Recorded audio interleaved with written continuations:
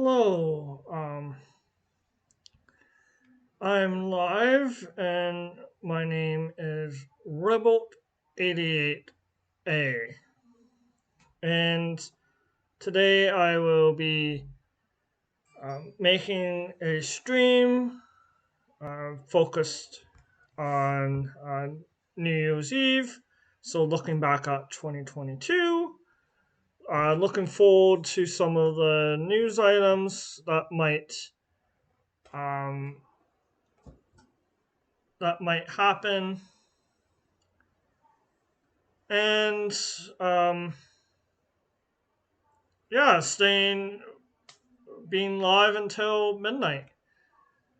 Um, so some of the topics that I will cover today is transit, um, impedable, the derecho, Bill 23, um, lack of consultation, uh, the attacks on the Greenbelt, um,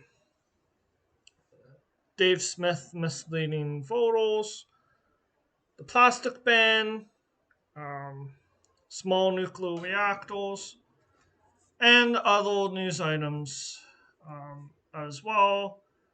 I know that those some court cases, and I want to post on Twitter that I'm live.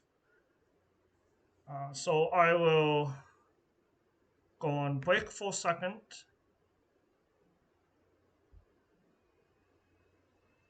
and I will wait for a couple more views.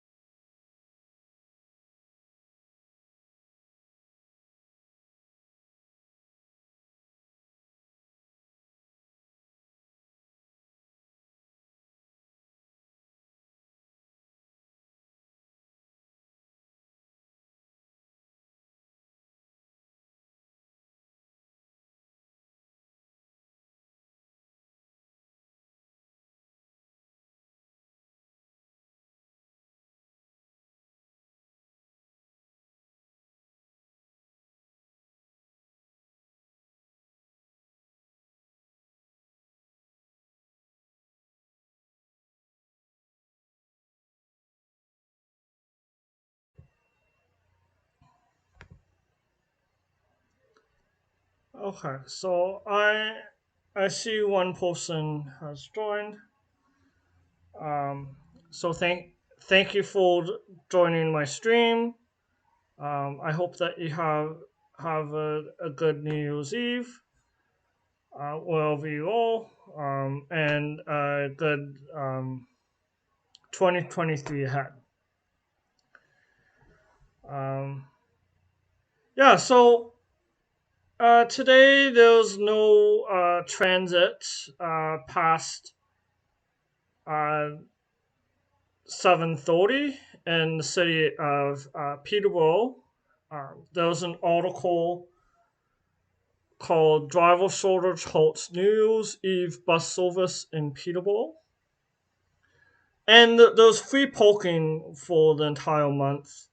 There's no free parking for there's no free buses. Um, I I think free buses makes more sense for the month of December. And I know that this is subsidized. The article was December 23rd. Yeah. Oh, and I should mention I'm from Peterborough, Ontario. So I focus a lot of the topics in Ontario, but please share items, um, environmental focused items, social justice items that you would like to talk about, discuss. Um, Please feel free to share them.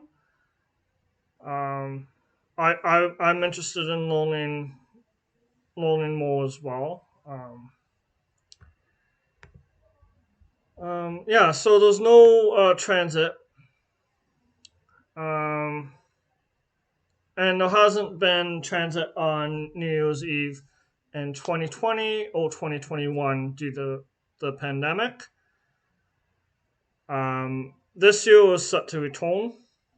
There was New Year's service from 2015 to 2019, funded by Wolf's Personal Injury Lawyers, uh, on New Year's Eve until 3:20 a.m.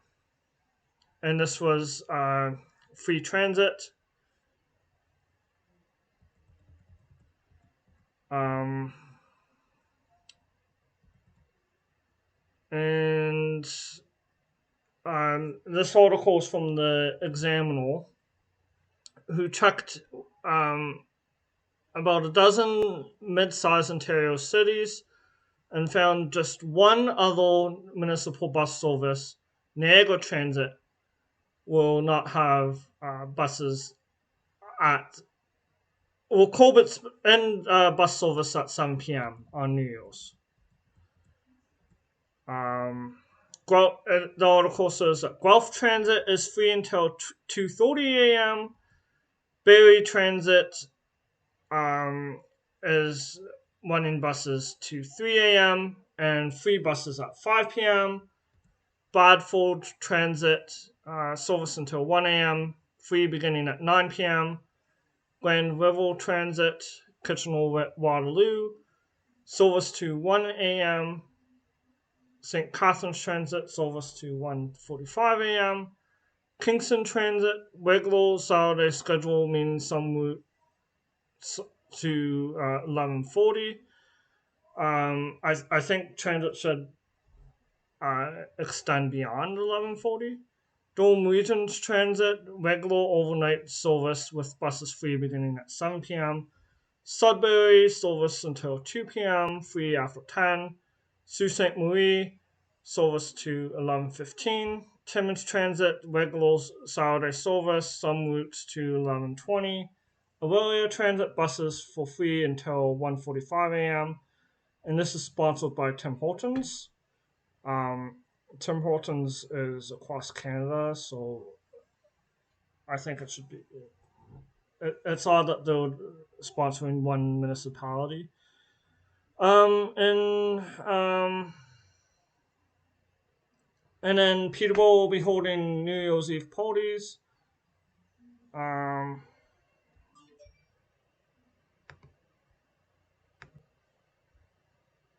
yeah, so there's that. Uh, oh, I have a comment.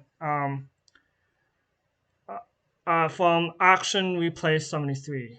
Hi there, I live in Peterborough. Strange that they decided to revolt the bus lines back to the original pinwheel transit schedule. Big driver shortage, apparently. Yeah, yeah. There's a huge controversy with that transit. Um, I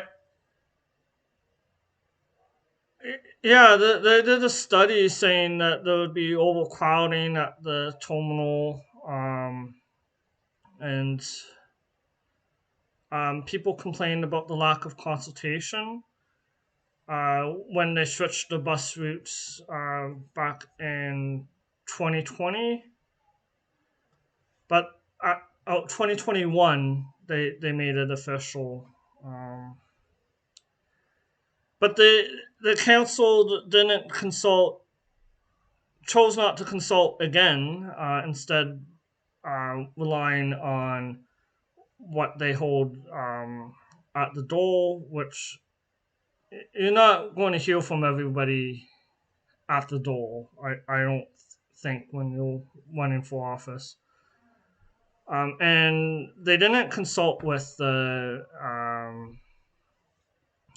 schools at all, Fleming and Trent. And I wrote an article about that. And that's huge money. Um, but they all going back. They did. I mean, they all having a report to council in February, I believe. So they're not going back quite yet. They might still go back, but they're doing the uh, at least looking at the studies. Um, but that was um, I agree. It's an interesting time. Um, um, yeah, and yeah, Wolf Street Loyals pays free parking, and the and if we want to get people out of the calls, that is free parking is not a good incentive to get people out of the calls to reduce greenhouse gas emissions.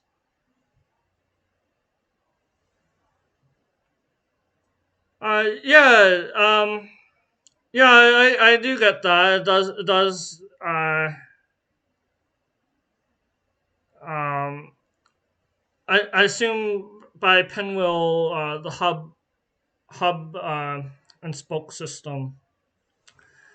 And this comment says the Pinwheel works for me because I live near the terminal. Easy to catch the bus because they're all there at the same time. Yeah. Thank you. Yeah. And then those. I should say that currently we have the grid system. Um. Yeah. There's definitely people that um it works for and people that doesn't work for sure. And it's a ongoing topic that will be definitely covered in 2023. In February is when the reports get released about transit, and that will be interesting. And I think the committee deadline is coming up to join the committee. If you'll use transit, you can have like a say in how future decisions are made. Um, yeah, I definitely agree with that. Yeah, and then the comment is I think it's unfortunate that many people who own cars see public transit as non essential service. Yeah, yeah, like on any day, but especially on a day like New Year's, I pulled up. This is a U.S. blog from a loyal. I tried looking up statistics. Um, so, like in 2011, and this blog it's not a scientific blog, but it is Enhanced Public Transportation: A Solution to Drunk Driving by William Rinborg. Reinborg. Um, so they said that transit. They quoted a study from 2011 in the Washington D.C. metro area. I know it's not Canadian or local, but they found that when late night public transportation services were expanded, DUIs decreased considerably by 40%.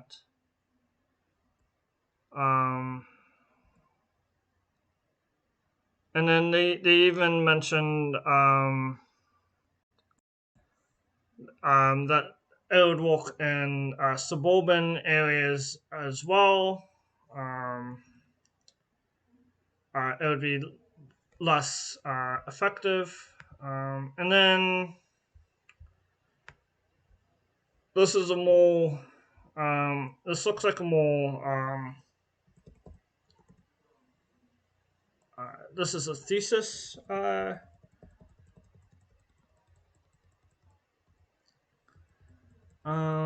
want to see if there's a conclusion. Because I don't want to read. Um, oh, 24. So those are the results. And then the next topic I'll get into the directional unless you have. I, Although I'm welcome to other topics because I plan on being until midnight, or however long this goes. Um,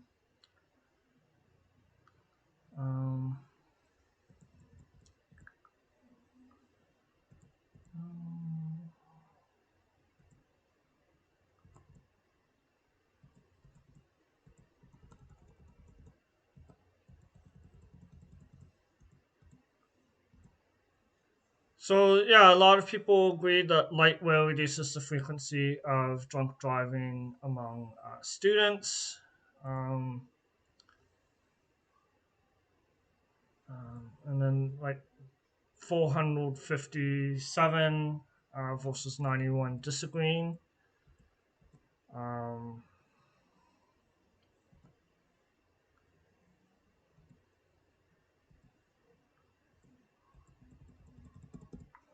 yeah, and then not everyone has a vehicle um, as well. And people need to get to work.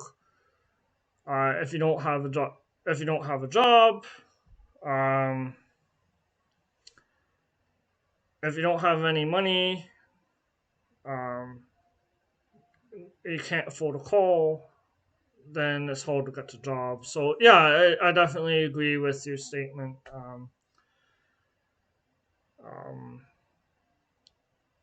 yeah, and yeah, it's unfortunate that like two, um, like Peterborough, City of Peterborough is one of two municipalities that doesn't offer New Year's Eve service.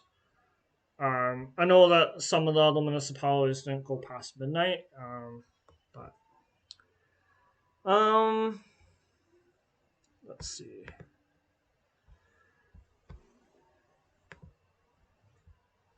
Yeah, so the next item that was that's big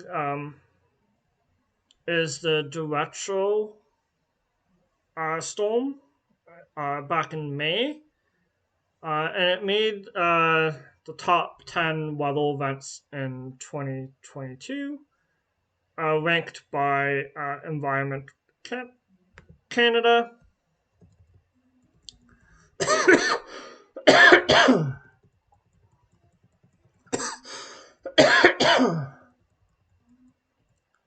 um, yeah, so this is just saying it happened in May in Ontario, Quebec, um, and the wind storms reached 144 kilometers an hour. Um, yeah, power lines were snapped in half. I saw some of those power lines. I don't have any photos on my phone. I wish I took some of the photos. But yeah, trees will like um, yeah. Well, if you're from Peterborough, you know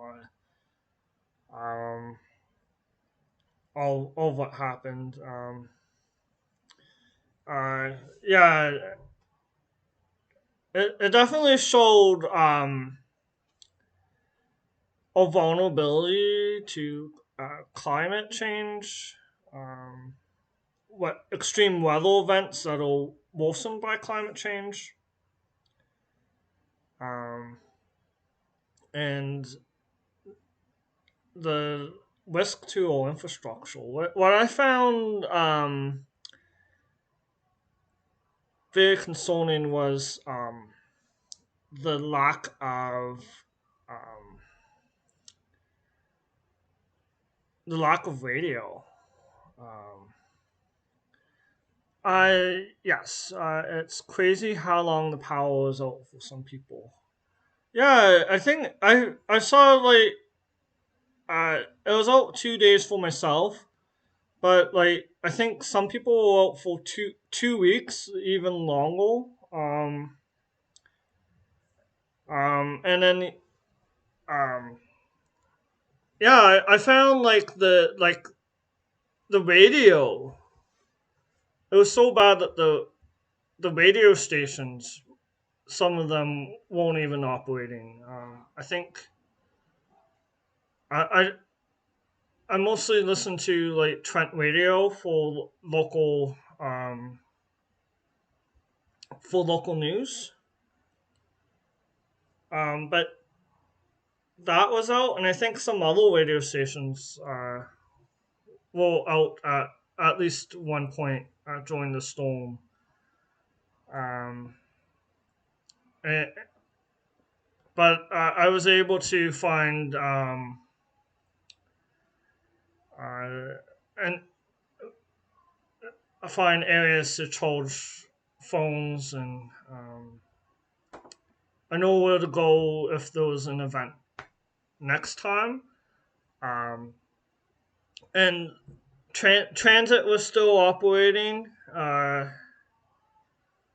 during the blackout. We had to use flashlights in the washroom, uh, in the staff washroom. I work as a janitor. Um, yeah, and I was running for office at the time, and it was a interesting experience.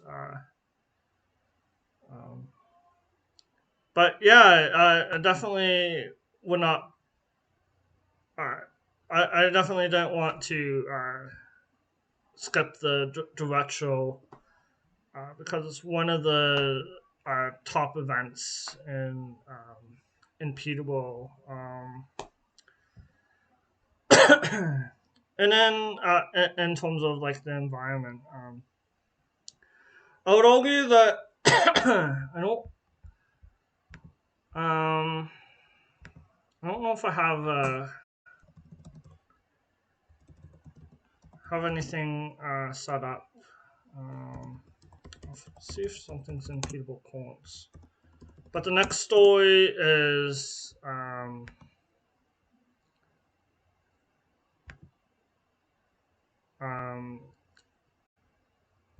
housing. Um,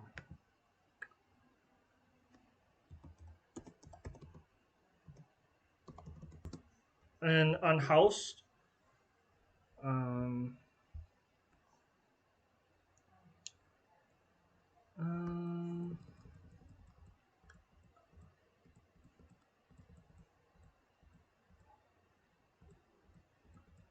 let's see.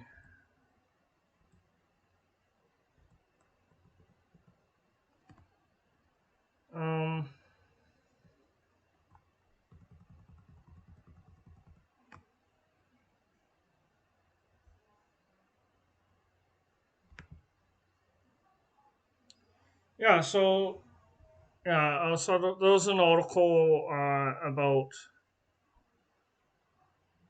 um, advocates question cities' plan to ease homelessness this winter. Um, yeah, I would argue that climate,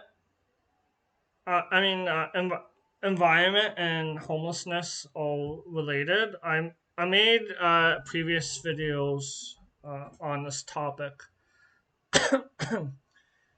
People pushed out of um,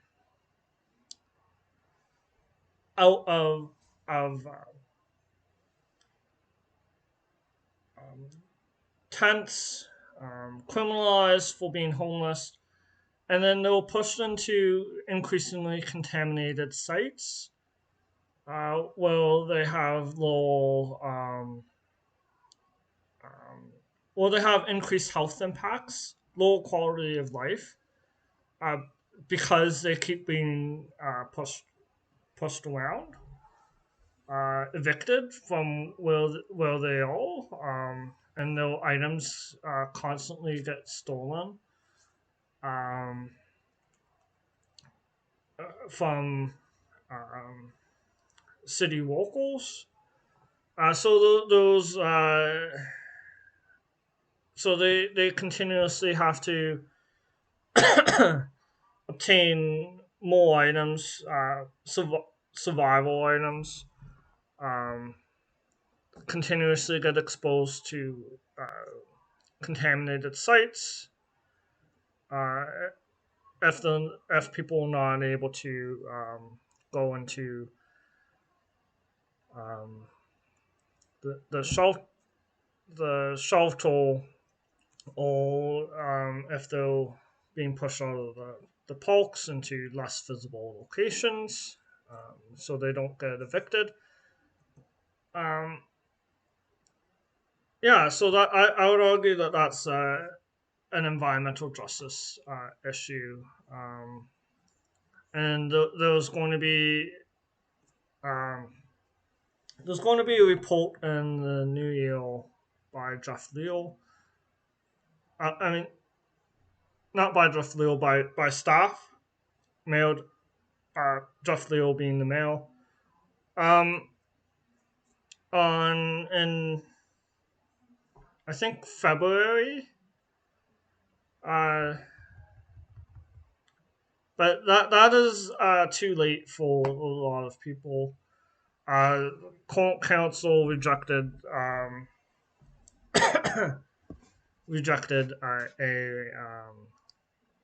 proposal for tiny homes, um, which a group called Peterborough Action for Tiny Homes is organizing um, around getting sleeping cabins built for unhoused people. Um, yeah, so um, and there is some good news. It's not because of the city, but in spite of being rejected by the city, there is a warming room being opened later in January. I believe it's January. Um, that will help a lot of people. There was the Polks bylaw. Uh, there's still people pressuring to get the Polks bylaw repealed. Um, there's a lot of action being taken on the ground to help people. Um, it's just not coming from City Hall. Um, so yeah, that's an ongoing.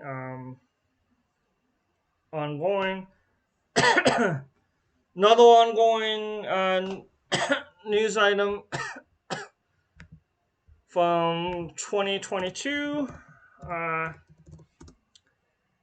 is the pandemic. Um,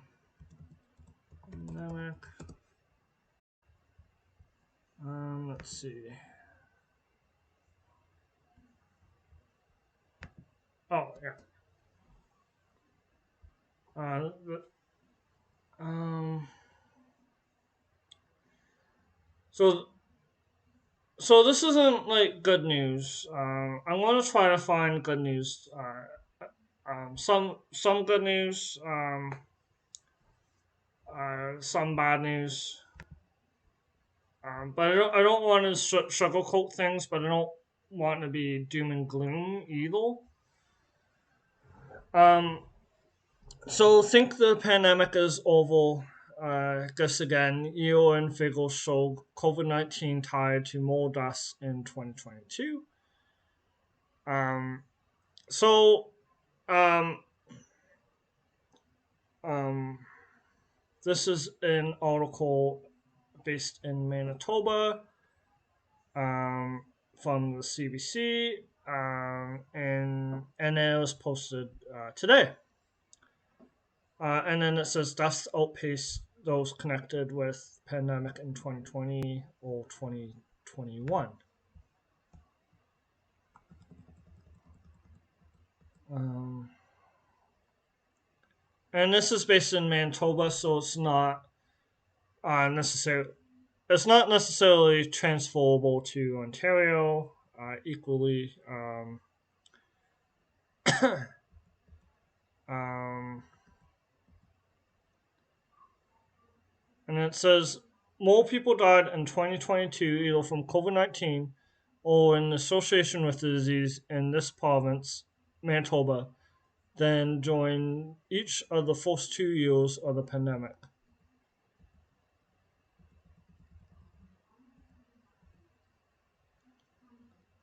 Um, and then the deadliest year was when most of us decided when the pandemic is over, when a lot of people stopped wearing masks.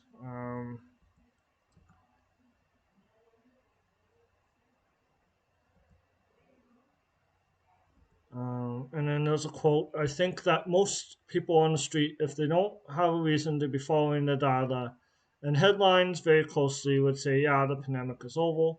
It's not really a big deal anymore, but that is certainly not the reality for patients, and it's not the reality inside a hospital. Um,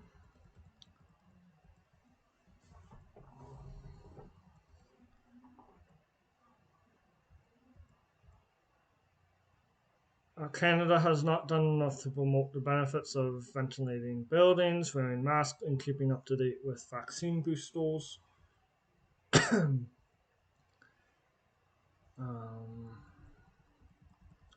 yeah, and then I'm just going to check the comments. Yeah, so that and the reason why I think it's an environmental story is because pandemics are increasingly linked to biodiversity loss, and yeah, biodiversity loss caused by land use changes, and habitat loss, climate change, and it's impacting Ontario as well, with a lot of the changes to environmental legislation in the coming in the that have happened in the last month or so. Some of the changes are starting at midnight on that they come into effect on January 1st. Namely, Bill 23 or the Build More Housing Faster Act. um,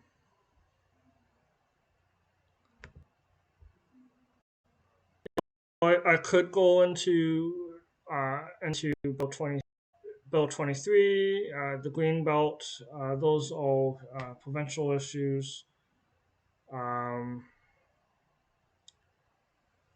I saw that Uh, oh, I'll ask the chat.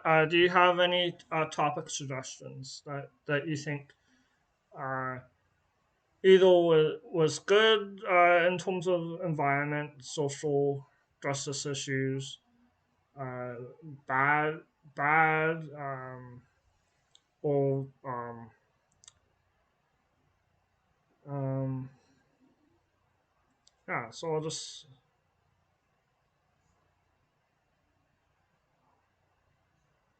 It's okay if you don't have topic suggestions. I'll just keep going. Um, so yeah, one of the big things that happened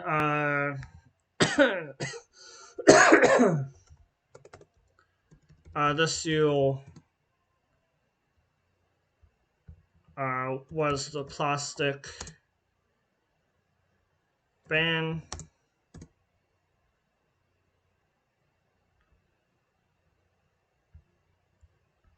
and I covered this on a previous stream. I think I highlighted it. Oh, it's still loading. I highlighted the environmental impacts of um, single-use plastic. Why the ban is important. Um,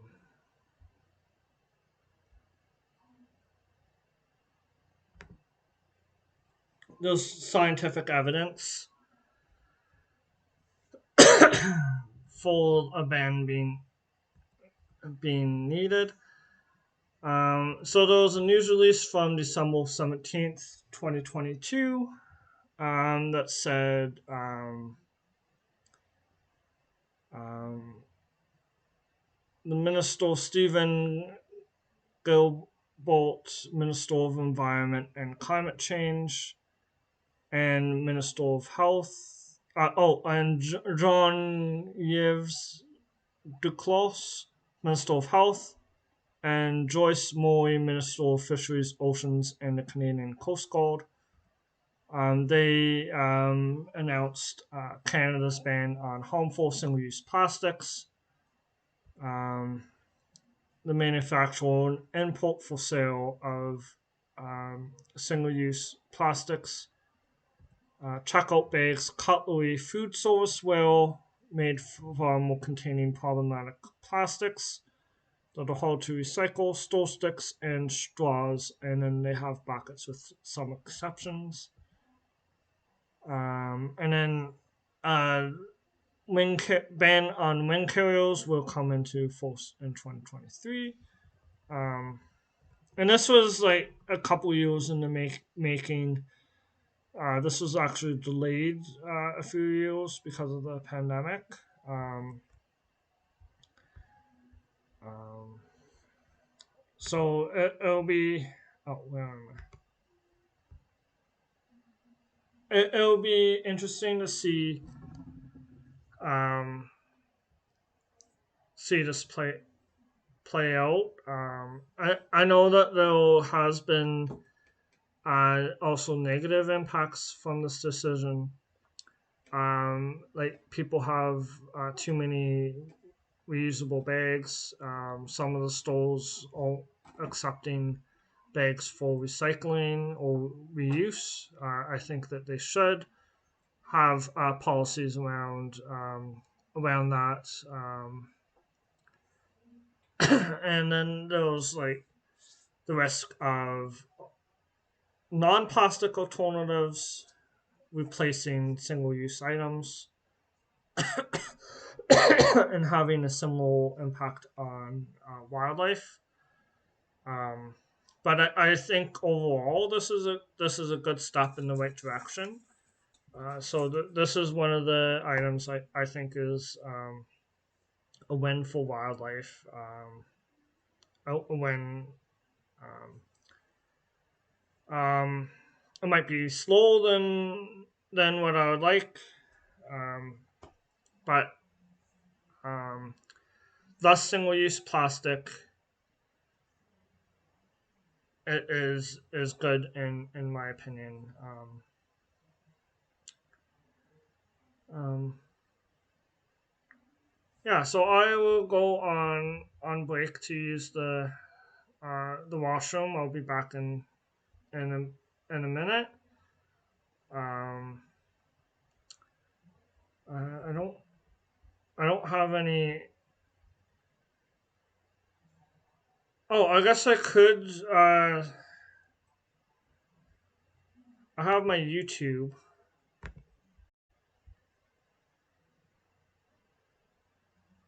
Please. Oh, I don't want Facebook.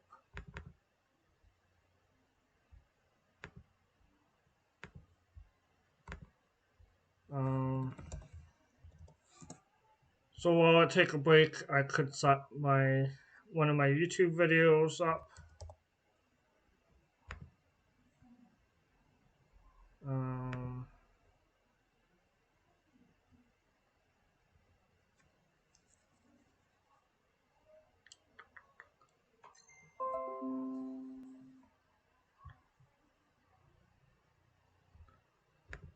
So I'm just looking for a good.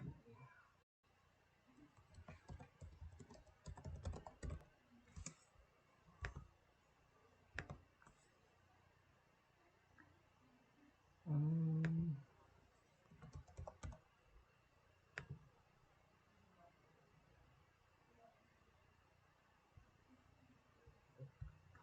oh yeah.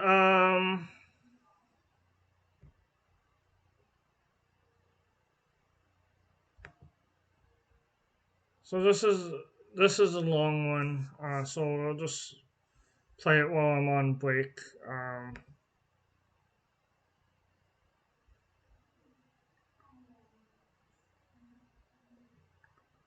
I made it when I was talking about through the facility.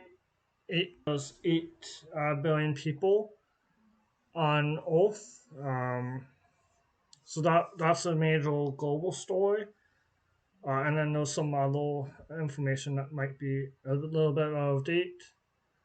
Um, but the world reaching 8 billion people, I talked about how population control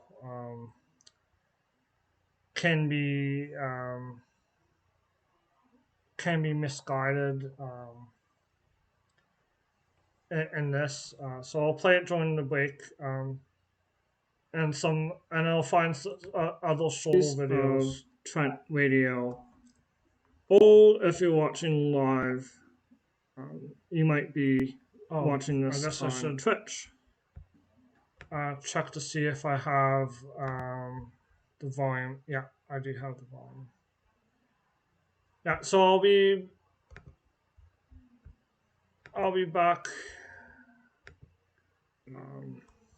And today I will talk about um, Bill 23, which is the housing bill that the government of Ontario has in the legislature. It's in second reading. And this is a postal of an event coming up. I wasn't able to update my title on the screen. So if you here to talk about the world population, um, I this is a different topic today. And then if you join, you're welcome to suggest topics. And then I usually, lately, I've been streaming on Tuesday nights. So I'll get into it. I'm just looking up the proper title of the bill. It's called the More Homes Built Faster Act. It changes several pieces of legislation. and takes away powers of conservation authorities as well. So, and as well as uh, taking away third party appeals, um, green standards, site control, um, and encourages open sprawl, etc. I'll also be talking about the green belt, my thoughts on international law as well. So there's a rally coming up. This is a postal for the event on Saturday, November 26th from 10 a.m. to 12 p.m. Lansdowne Street at Polk Street. And it's protesting Bill 23, um, along with other events throughout. Uh, uh,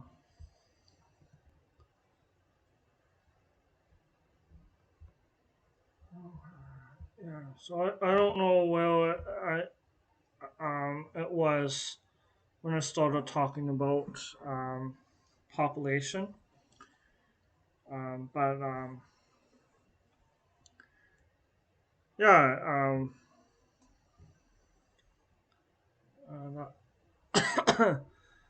there's yeah, I said I wanted to talk about some positive news as well. So there's an article. Um, I'll see if I can find it on. I found it on my phone, but I'll see if I can find it on my desktop so I can show the screen.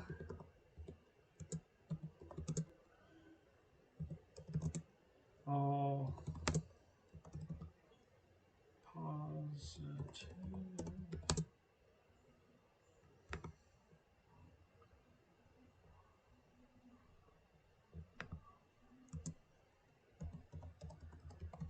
Stories.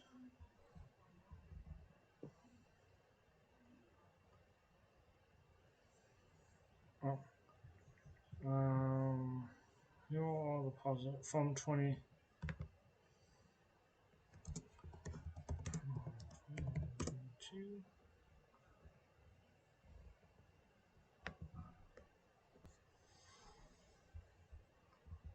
Um,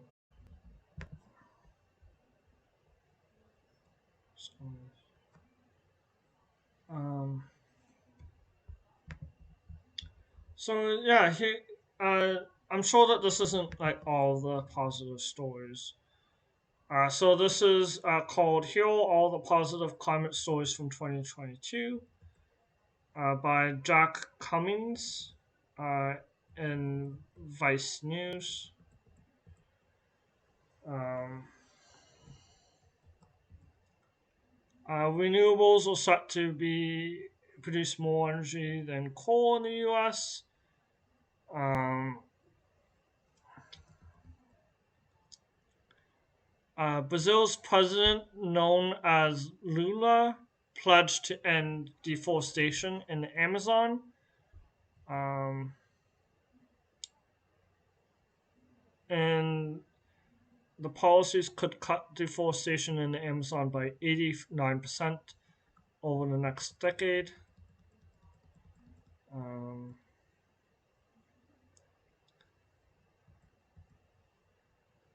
Renewables save 230 million tons of carbon dioxide emissions around the world, according to London based think tank EMBL.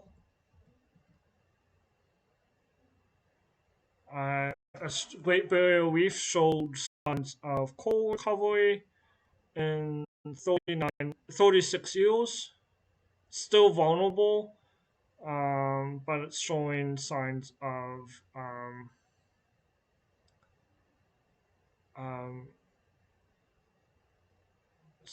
It's showing extensive coal cover seen in decades. Um, Denmark became the first country to pay for loss and damage from climate change.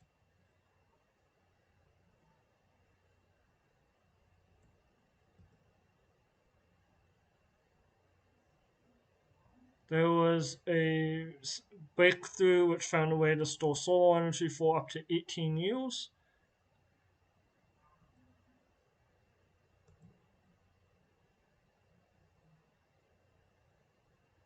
And then there was a person in France who won 200 million that will create an environmental charity.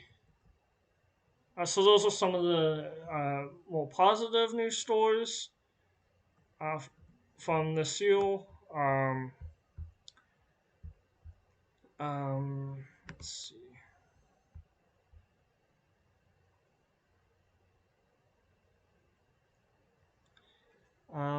There was also a court case that's still ongoing. Well, the results of the court case is ongoing. I'll see if I can find it. The judgment hasn't been released yet, but they had the case. Young it's Eco Justice. Eco Justice.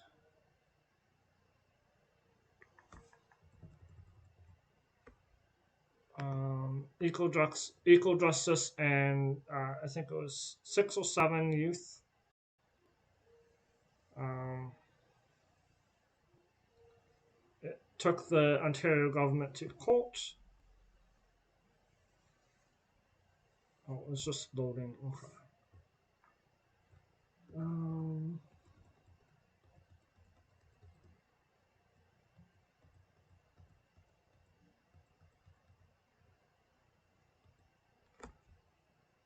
Here it is. This happened this year. Um, and it's called "The Ford Government is Failing Young People, so we took them to court."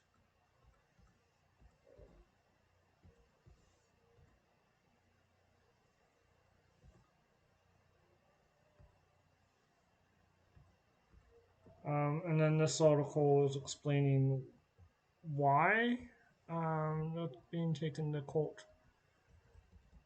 Well, they had been taken to court, and they and the first move that the Ontario government was made was to remove climate targets and make an inadequate target for 2030. They removed the cap and trade system. Oh, there was a problem.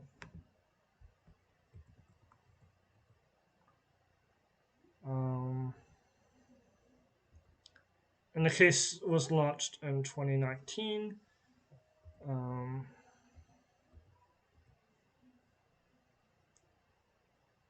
And they're talking about like climate total protections.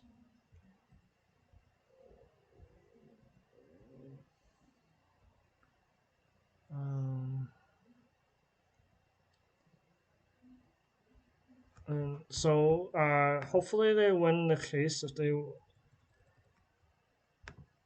win the case, it'll be a game changer in Ontario. I mean, in politics. Um,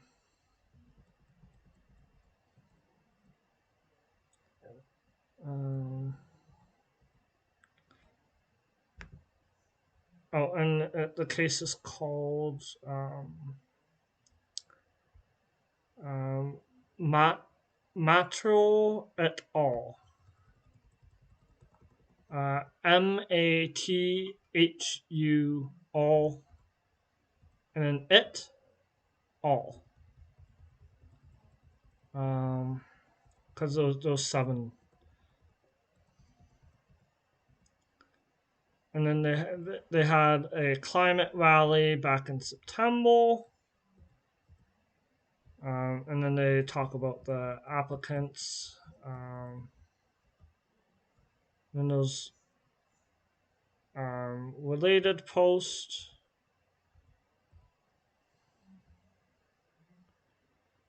Um, yeah, so I think that's going to be a case once it's decided um, that I'm hoping for a positive outcome. Um,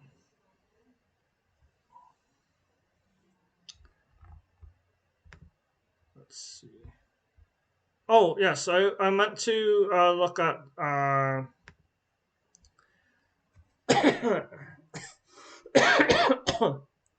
an article from the author. I don't want to ignore the author newspaper editorial, The Walkable City and Pedestrian Dignity. And this is talking about how Peterborough should be more walkable, addressing pointing out some of the structural and barriers in Peterborough Nordwang. Um,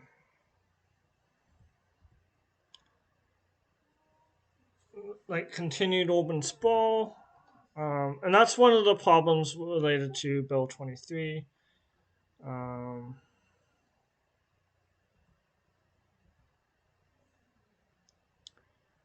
some of the sidewalks don't have any um, drop cutouts where the what's it called the side of the street so they don't so you have to take a step down or step up. Um, they're not all flat, even surfaces. Um, um, and then it mentions an article in Peterborough Currents, which talked about how spaces are being used for cars too much.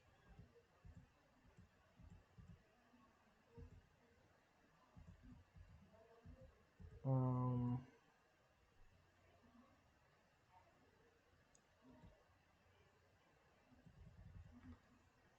yeah, and then there's like a cultural shock between like Europe and Canada. Let's see. I mean,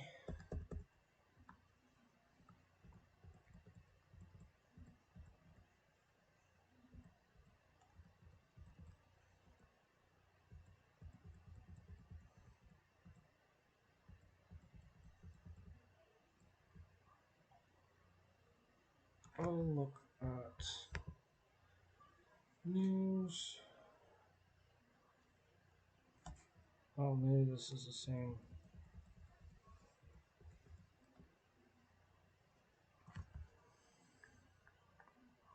National and international.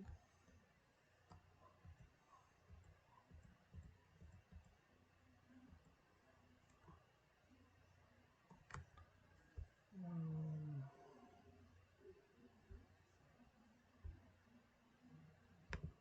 local.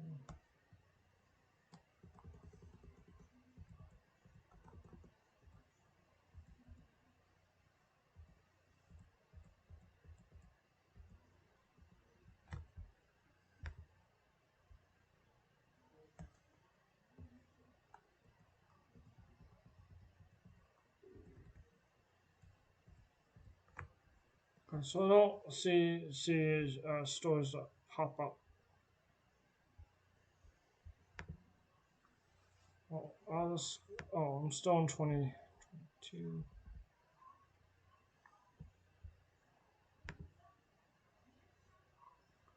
Oh, Reframe Film Festival is coming up. That's something to look forward to. Um, there's a lot of environmental and social issues that are discussed in that. Um,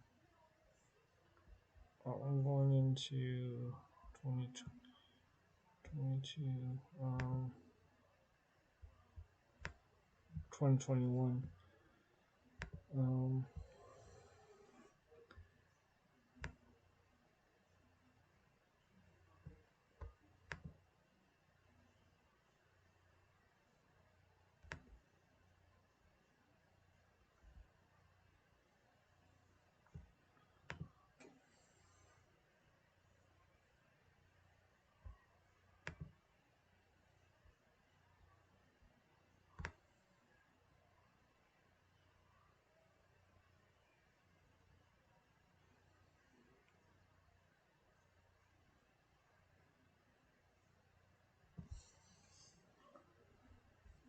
oh, yeah, back in March, I well, why, oh, that's not really environmental.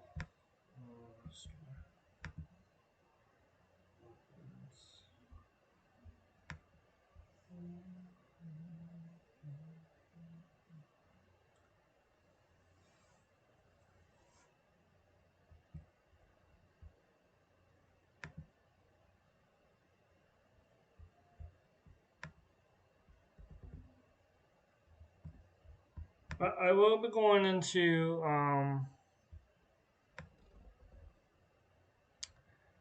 Bill 23 and lack of consultation, um, and all of that in a moment.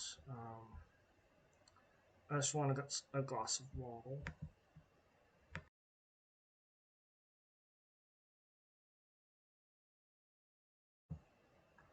So I'll be back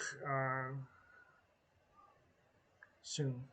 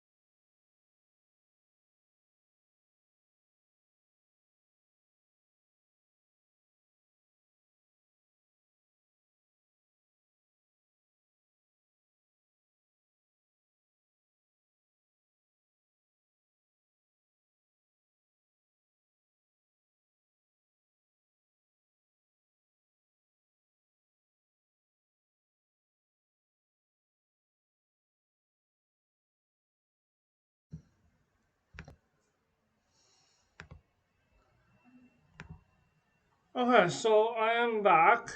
Um, I'm just waiting for it to load. I know that there was. Oh, yeah. So there was an article in the Noel called "Here's the Dolt: How Doug Ford is Shaping Ontario's Environmental Law" in his second tome. And his second tome has been entirely in 2022. So this is just like a summary. Um, he did say, there's a quote, he says, "I believe in climate change." In May, after a deadly derecho storm, I left out it was deadly. I, I should mention that like several people in Ontario have died as a result of the storm. And then people have died in the recent storm in Buffalo. I don't know in Ontario. Um, um, there was no there was a promise about increased investment in electric vehicle, but there hasn't been increase in electric vehicle production. But um, so far, um, uh, there's been a lot of continuation of the use of municipal zoning orders. Um,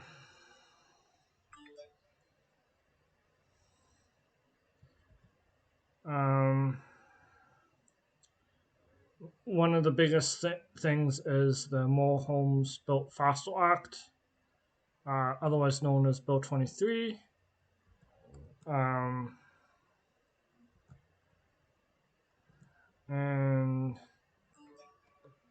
changes to the Greenbelt.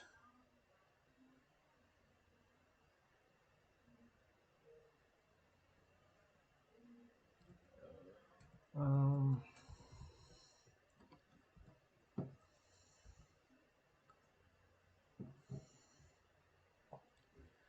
um, there's going to be an increase in climate change emissions. The Financial Accountability Office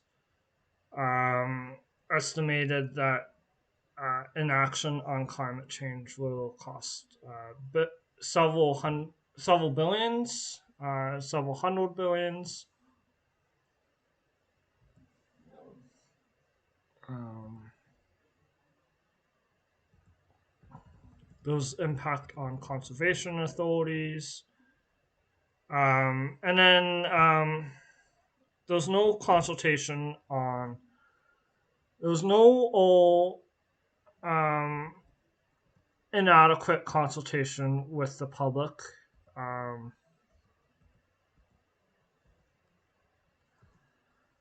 um,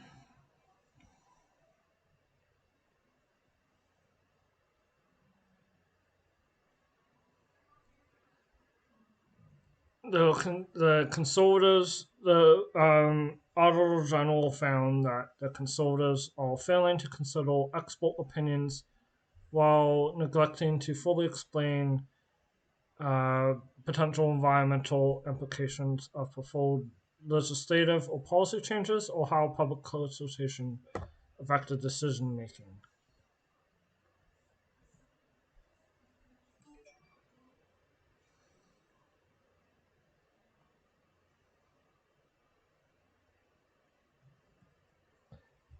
Uh, Bill 109, More Homes for Everyone Act, was made 2 weeks before the required 30-day consultation period. So that's a huge violation of the Environmental Bill of Rights.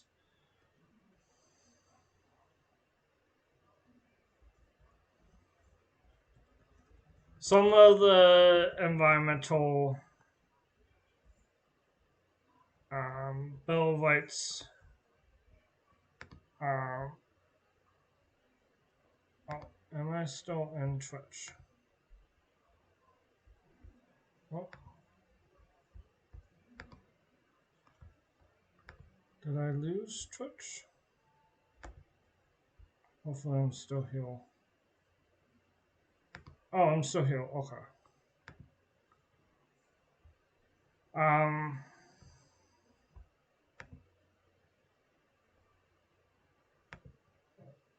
what is it? Okay. Yeah, so they're not following it, and there's been a lack of consultation with First Nations, notably Crowther Downs. There wasn't uh, informed consultation with Treaty 20 First Nations. I believe that happened this year as well. And yeah, there's been major changes to wetlands. They basically took the wetland manual and cut it in half. Um, um, and made it legal so that provincially significant wetlands own, lose their status, can lose their status. So I am going to go to. I do think it's good that like a lot of citizens are writing to, attending protests, taking action on the streets. Um, so I'm just going to take a break while I find.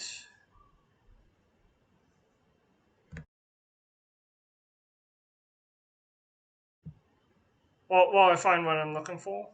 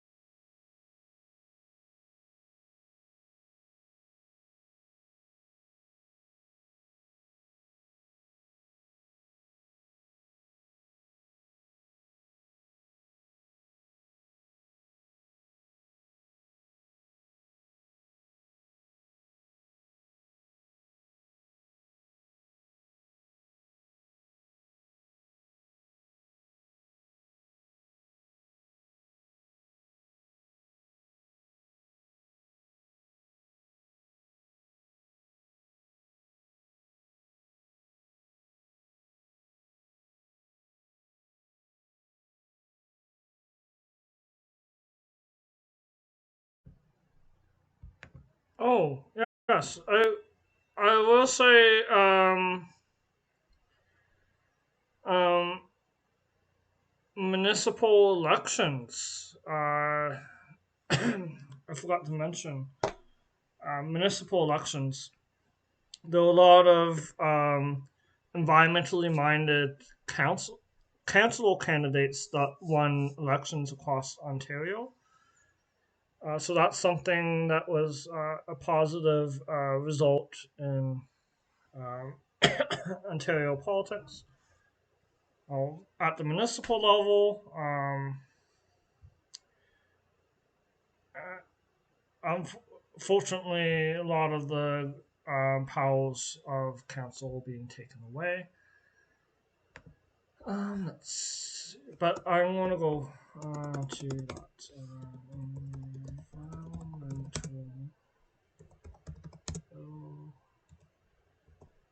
environmental registry. Registry.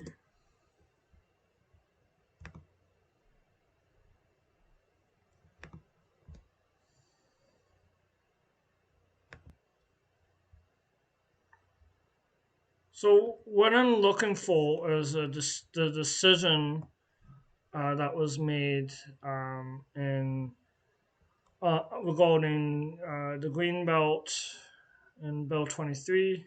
Uh, so I will be back when I find that.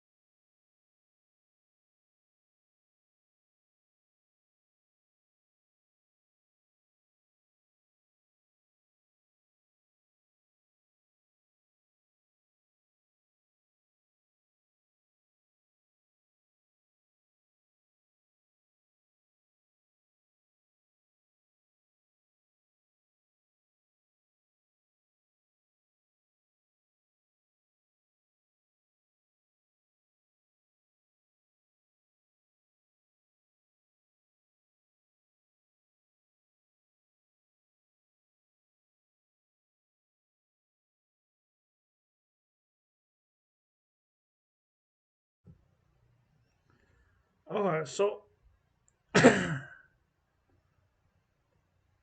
um, oh, why is it like that? Oh, so yeah, the first item um is proposed updates to the Ontario Wetland Evaluation System and a decision summary.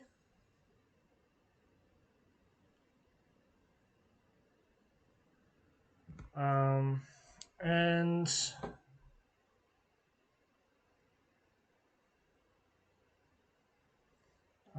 so they said based on input received from the public, businesses, environmental and conservation organizations, municipalities, and Indigenous peoples, we have made a decision on December 22nd to proceed with the changes to the Ontario Wetland Evaluation um,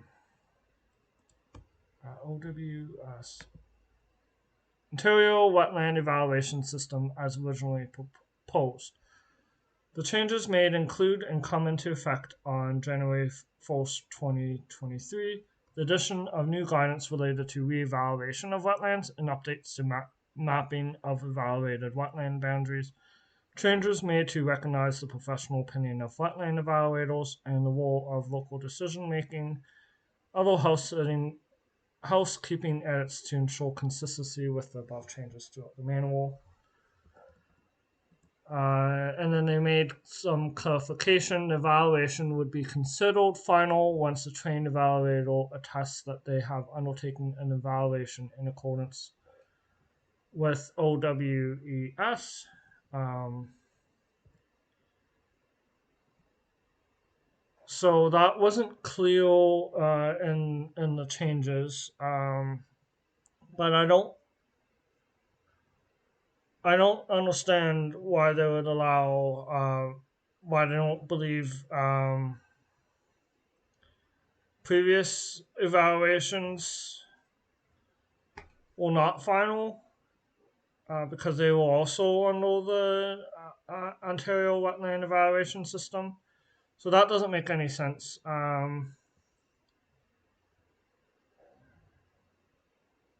Require that evaluator send final wetland boundary mapping and wetland status to the Ministry of Natural Resources and Forestry within 30 days for upload to Land Information Ontario. So wetlands require those seasons in wetlands, and you have to go like multiple seasons.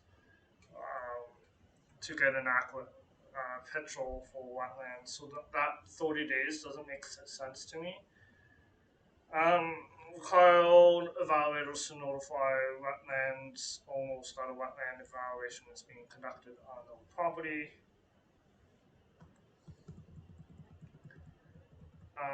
And then those effects of consultations.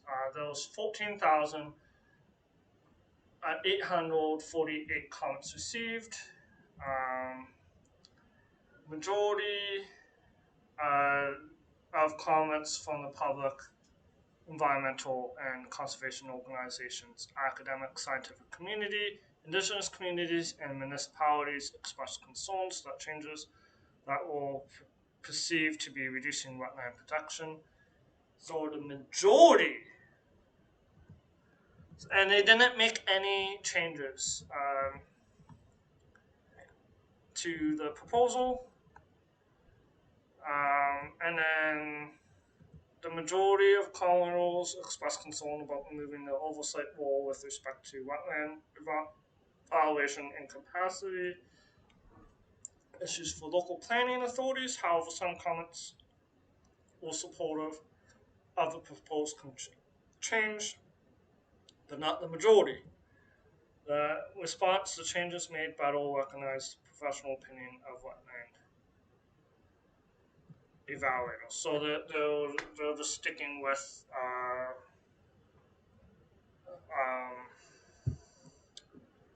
excuses,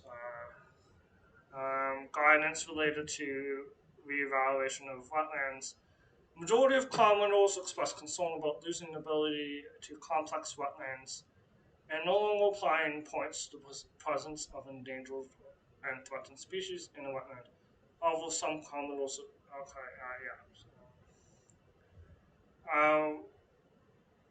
and then some said that there could be an increase in changes.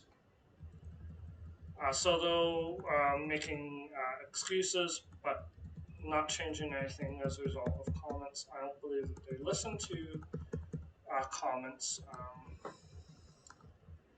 and I can see some of the comments. Let's see. View comments submitted through the registry, and then I can. And then like there's one that was even more egregious. I'm gonna go with on behalf of an organization. Let's see.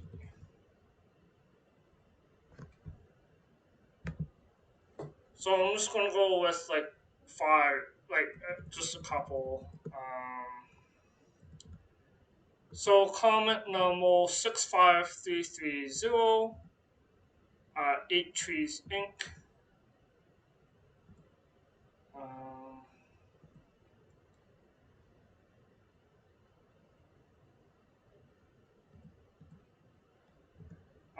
the wetland evaluation system is science-based to remove political bias.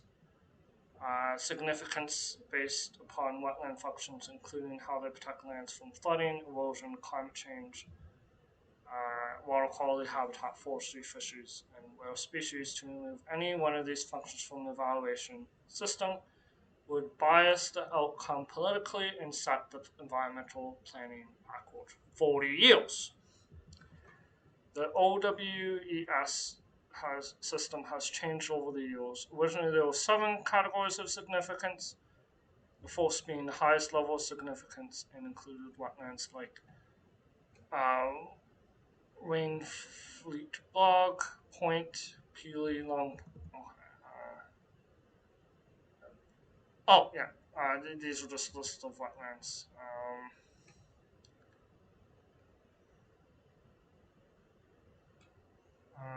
And then the 7th category would be small wet naturalized areas commonly found around old ditches and abandoned farm fields.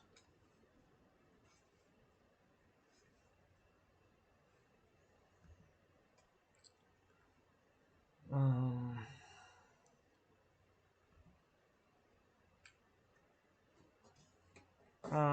And then they said that the changes were oversimplified into just two categories: significant and not significant. Talking about like past changes. Um,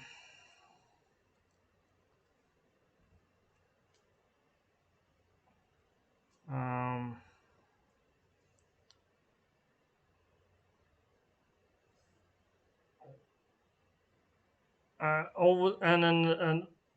over the years, OWS has been reassessed and changes made, and the knowledgeable provincial biologist role within the development planning process at the local level has been removed, and are not usually available in municipalities. Now rely on expertise provided with an environmental impact study prepared by landowners consultant and reviewed by either conservation authority or region. They also eliminated powers of conservation authorities.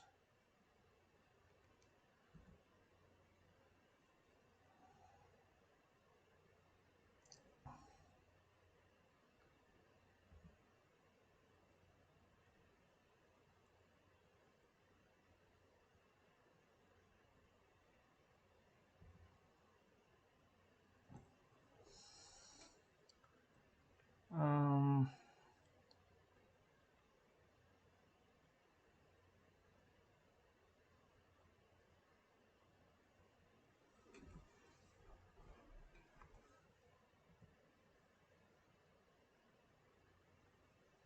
um, so and then they're talking about like how like all like yeah oversimplified. Um,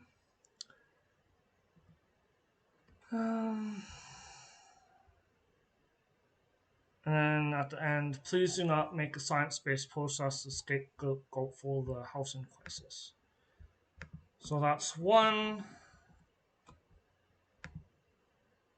And then there's two. Uh, do not support the proposed. Oh, okay. So this is from the region of Dome.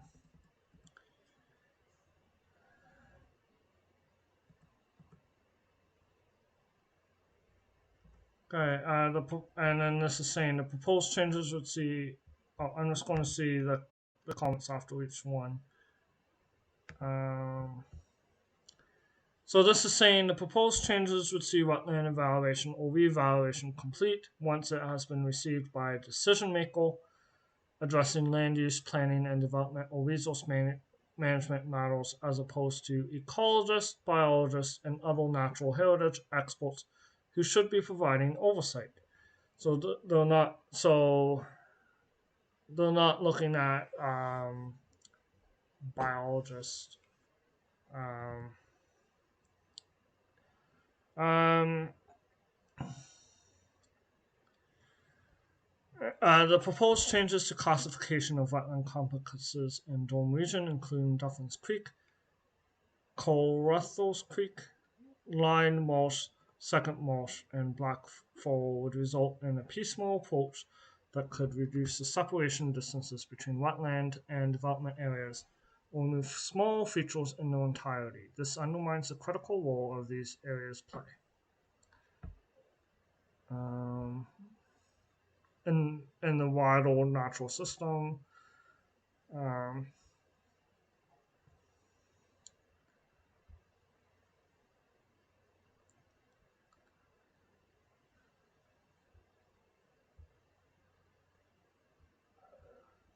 yeah, so there's that. So that's two. Both though against some of the changes.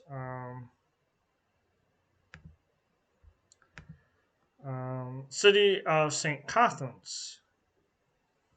Bill 23, as presented, fails to address the stated goals of increasing housing supply, housing affordability, and improved process. Instead, will result in the loss of environmental protection, heritage, conservation, urban design, and accountability to the public. in addition to severe financial implications for the city of St. Catharines and the region of Niagara. Um, this is talking specifically about wetlands. So the limiting tools for conservation of heritage resources, removal of primary control mechanisms to promote good design. Um,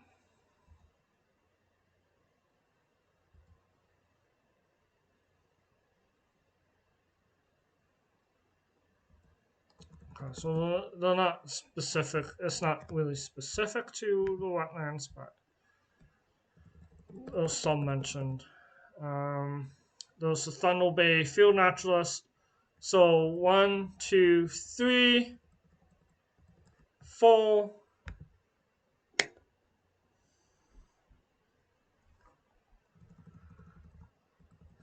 Um, and this is the comment ID 68574, Thunder Bay Field Naturalist.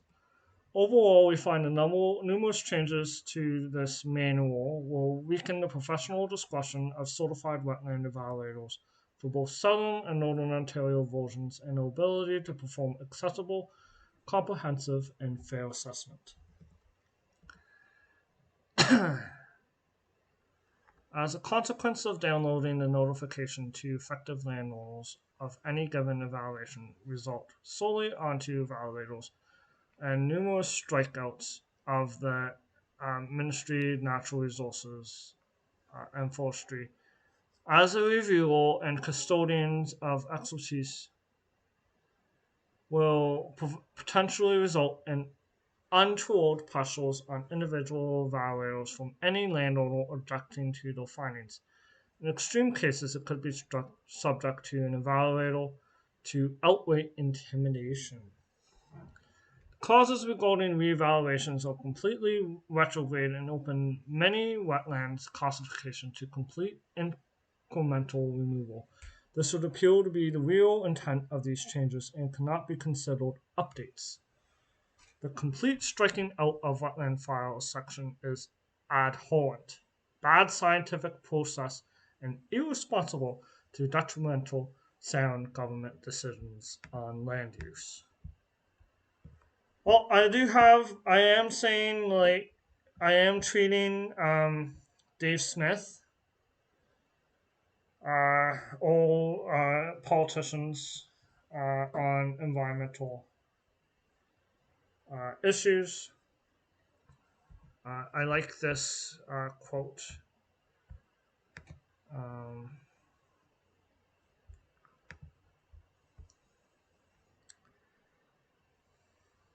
Um, so let's see. Day 56.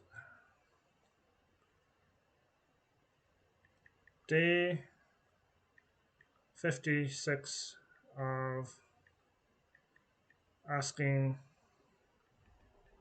politicians to stop and reverse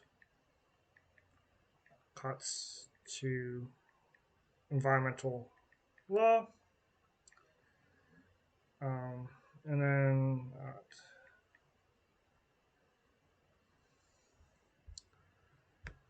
um,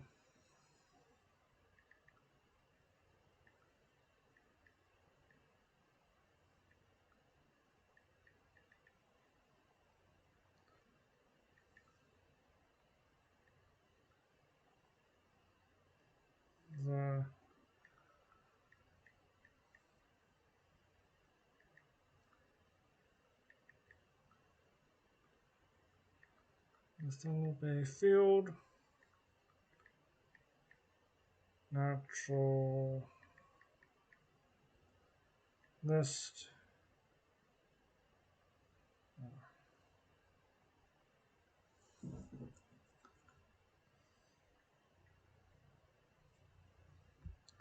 Yeah, so I'm just going to go on a break while I write that down.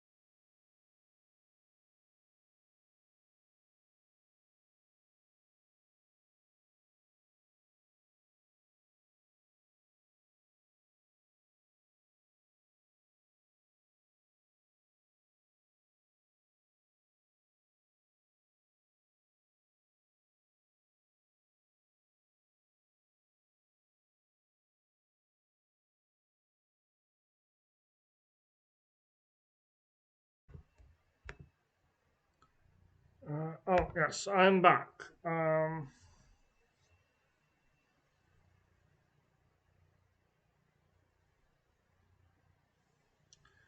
Yeah. So yeah, I like the quote. Um, that small quote. Um, the complete striking out of wetland files section is abhorrent, bad scientific process, irresponsible, and detrimental to sound government decisions on land use. Striking out the section on assessment of breeding habitat for endangered species is a fatal blow to the efficacy of the Endangered Species Acts and regulations. Um,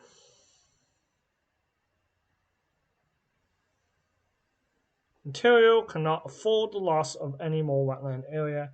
The province's civil infrastructure is increasingly exposed to degradation and collapse, resulting in the cost far outweighing economic gain resulting from deconstruction, environmental violation, and classification. Mhm. And then Ontario Farmland Trust, and this is just like the first five. Uh, um, uh, the Ontario Farmland Trust recommends that the proposed changes allowing for wetlands within complex to be reevaluated individually are removed and that the term wetland complex is reinstated in the evaluation documents. It is important that wetland complexes are maintained and that they are reviewed and assessed as a whole.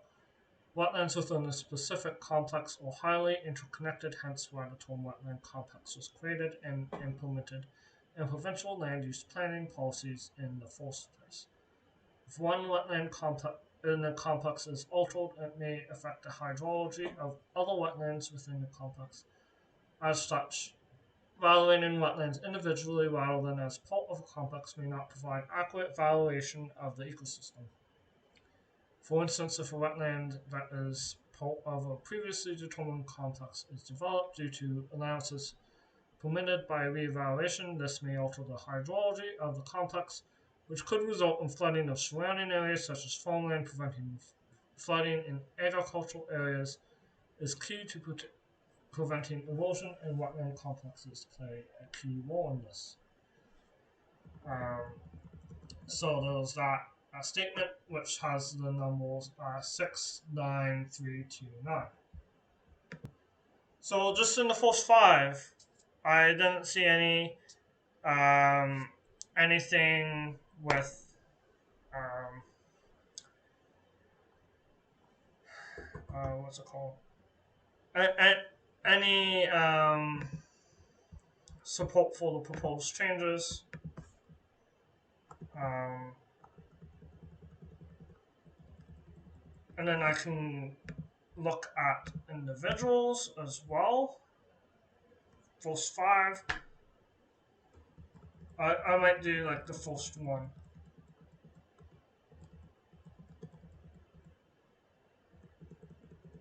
So wetlands play a critical role in the ecosystem. They should remain off limits. Um,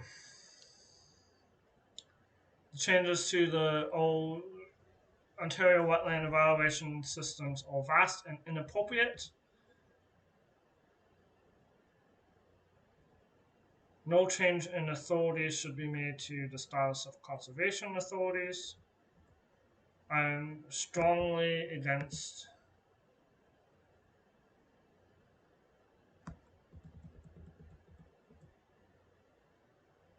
um, the revision suggested in the OWES.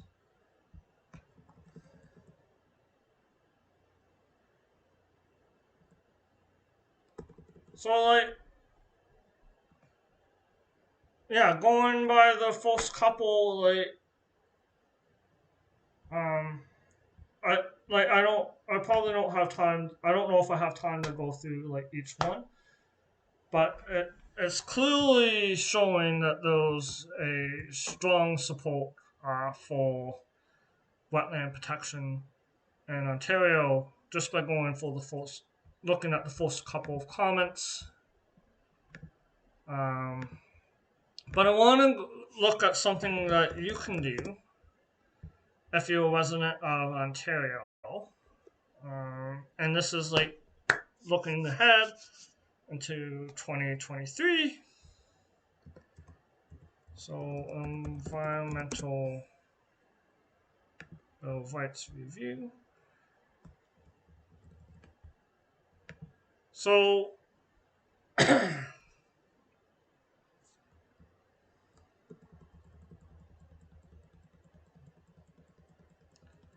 if you're a resident of Ontario, oh, yes, you can comment on environmental government proposals, ask ministry subject to the Act for a new policy, act, regulation, or review an existing policy, act, regulation, or instrument, ask certain ministries to investigate an alleged harm to the environment, um, seek leave permission to appeal ministry decisions on certain instruments such as permits, licenses, approvals, or orders. In some cases, sue someone for causing harm to the environment, get whistleblower protection.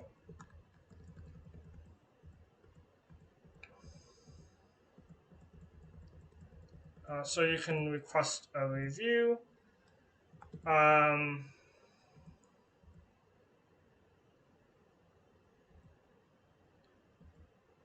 and then the ministry will confirm it was received within 20 days, inform you about the decision whether to conduct a review within 60 days.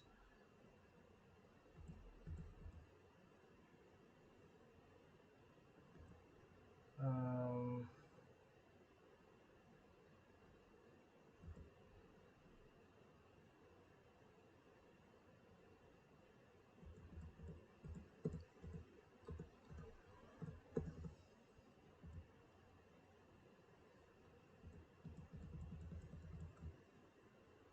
well, the problem is that they changed the law so that the people that the review is done, you send the review to the ministry instead of sending it to the environmental office. But that's still one thing that you can do to improve things for in the new year. Um,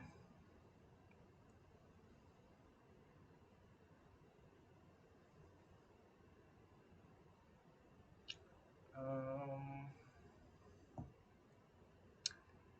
yes. Let's see. So yeah, I'll look at some of the other ones.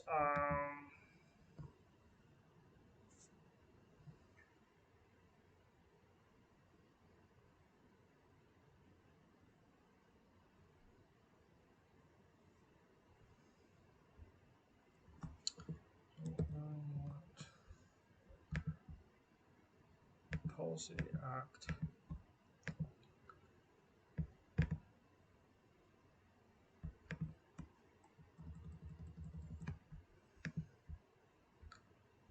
Decision.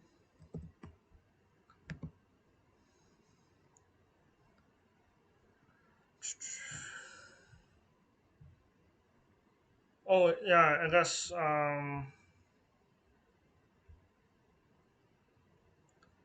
one of the big stories coming up would be Kevin Monaghan uh, and Peterborough's land use, Peterborough's official plan.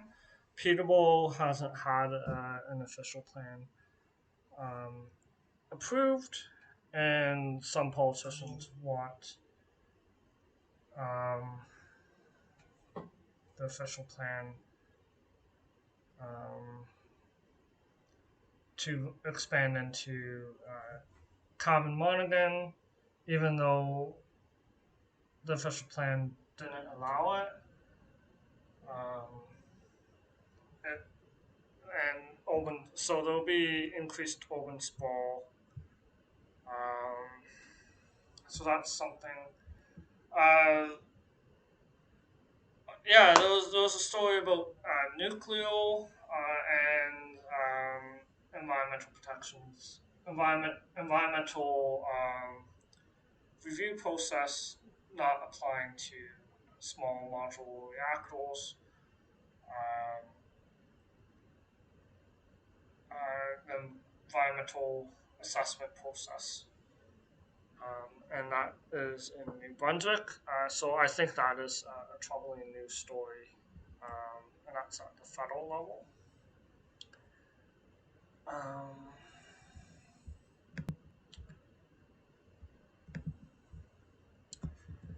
but yes, I'm looking for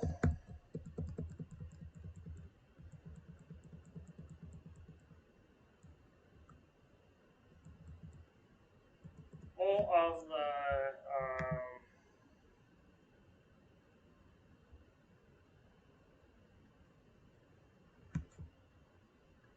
This is blowing this out of the room. No, that's not the right one.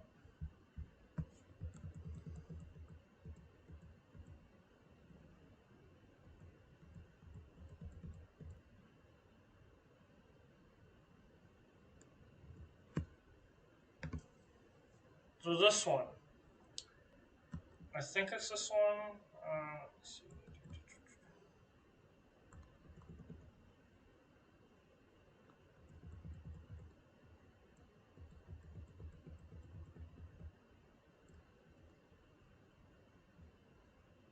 So it might have been this one.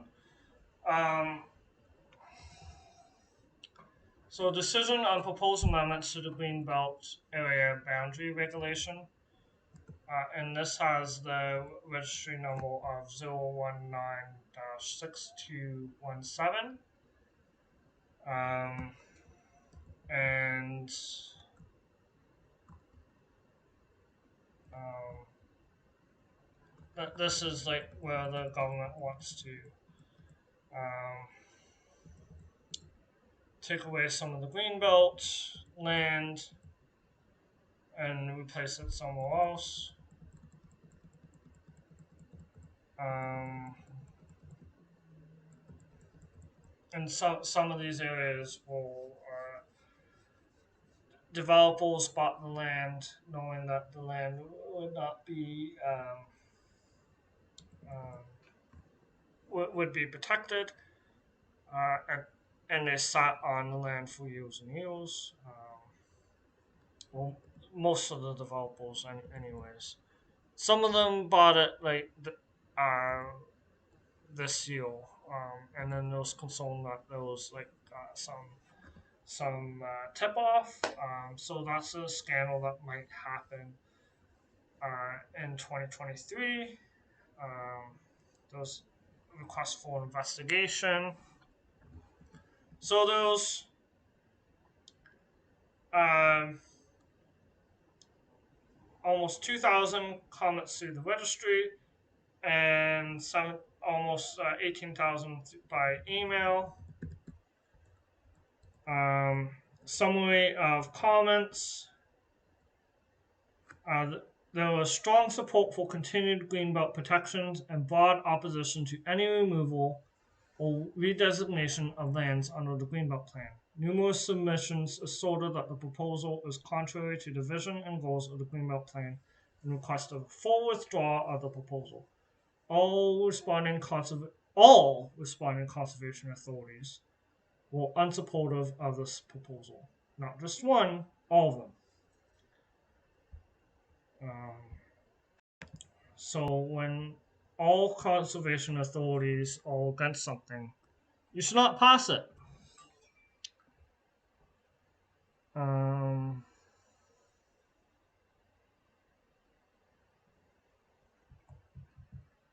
um,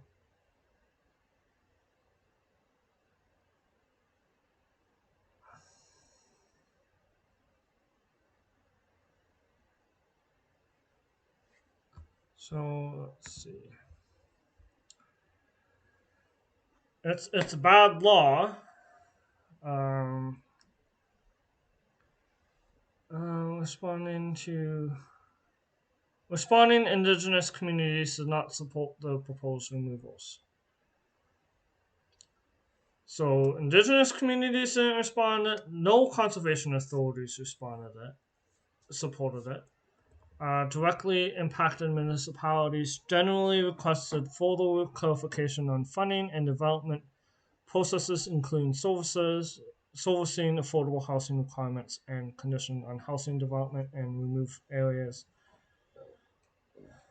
Clinton, Pickering, and the Agro region noted that some of the proposed removals aligned with previous removal requests. Wellington, Aaron, Pushland, and Agro region requested the removal of additional protected countryside areas. Hamilton, Toronto, Mississauga, Georgina, Halton Region, Oakville, and Brampton did not support the proposed removals, and the house building industry supported the proposed amendments. And then the house building industry, I have my thoughts on them, um,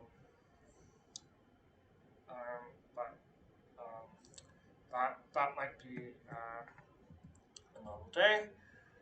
Um, Responding environmental groups were unsupportive of the proposal. Uh, concern regarding a key theme was concern regarding anticipated negative environmental impacts of the proposal. Um, Key role in addressing climate change and emphasize importance of protecting natural areas. Responding agricultural stakeholders were unsupportive of removals of protected countryside lands. So agricultural groups were unsupportive as well. Some reiterated the importance of permanent protection for agricultural lands. Many expressed concerns with the length of the consultation, the complexity of overlapping proposals, the inconsistency with previous Greenbelt consultations, and government commitments. Many requested transparency on the identification of an evaluation process for proposal removals. Though some noted support for additions to the Greenbelt, many felt that the Greenbelt expansion should follow a scientific, transparent process and not be used to justify removals or exchanges. Some stakeholders stated that UOV additions should not count towards an increase in Greenbelt area. Um,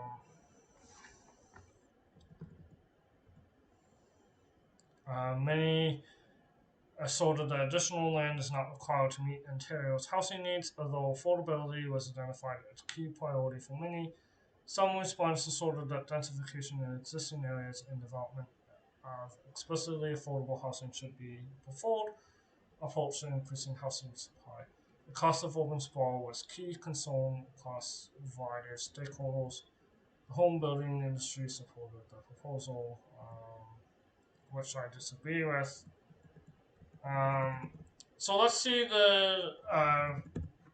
the comments. Um,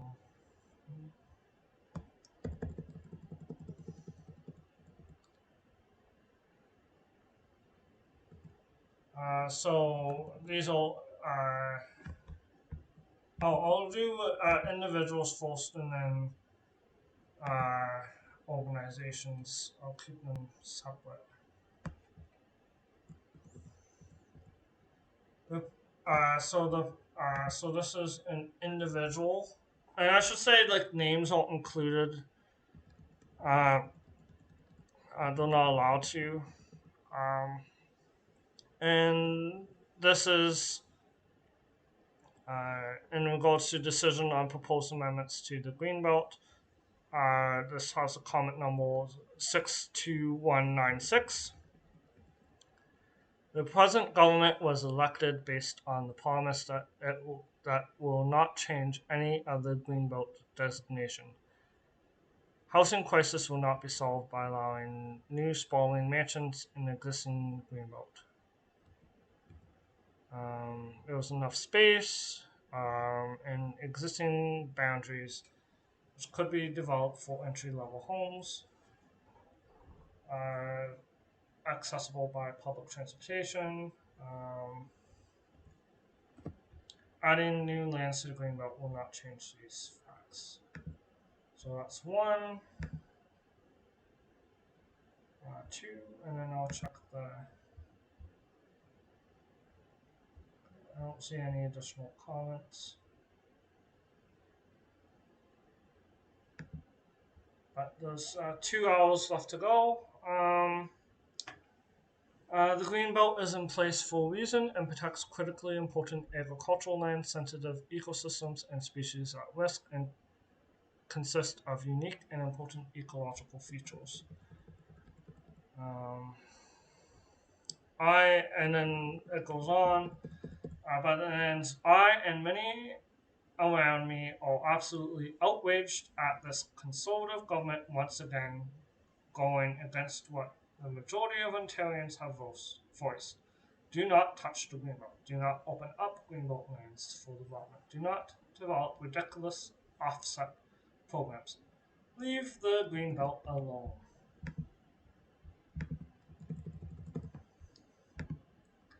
So next one, so this is the third one. Opening up the Greenbelt is a stupid idea.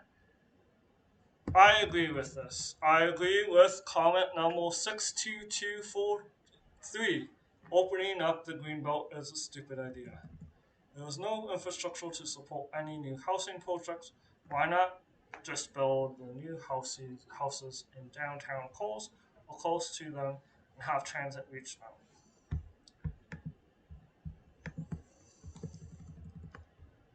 I live in the Pickering area. Okay, so this is comment number 62252. I live in the Pickering area and oppose the amendment. Protect our current greenbelt boundaries. We will never be able to reclaim the farmland once it is developed. I support centralized urbanization within the current development limits. And that's all. So organization. Organizations.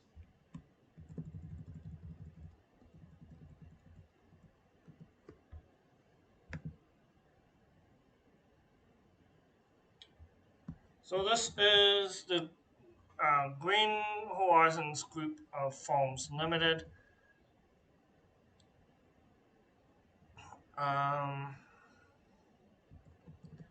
So this looks like a housing. This says we are in support of modification to the Greenbelt by removing strategic locations that make sense and good planning in these very specific locations, then adding more Greenbelt acreage where it makes more sense in those surrounding areas. We are an agribusiness and landowner in the city of Hamilton, and we are in full support of the modification of the Greenbelt in Hamilton, specifically in the area of Upper James Street. So this is like the first one that I see like supports the changes. I disagree, but there are some that support the changes. There's a Times group. Please see the attached PDF document. Could have just left made a summary.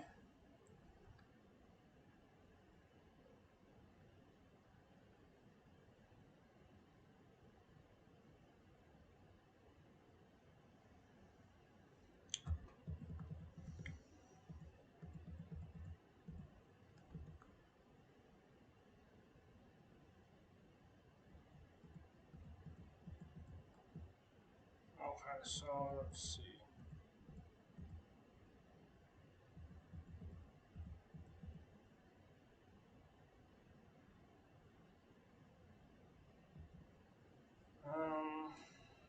So it looks like this organization is in support of the changes, but they want lands to be redesignated, removed from the greenbelt, not to contain natural heritage features, wetlands, woodlands, significant wildlife habitats for species at risk, and are situated beyond the 30-meter vegetation protection zone buffers. Um,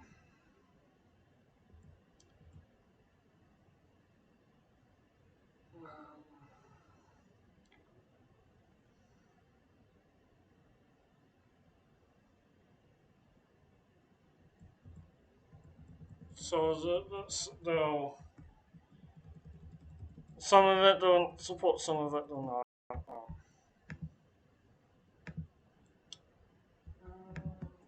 Ontario's Farmland Trust.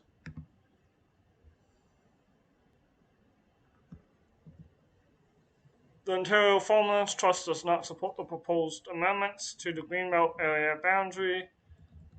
Um, it says it's a unique piece of legislation that provides Ontarians with green space to enjoy and a guarantee of fresh local food. Greenbelt has helped connect people to the land and to the producers of their food. Um, so they're not in support. Whale tail will research preserve.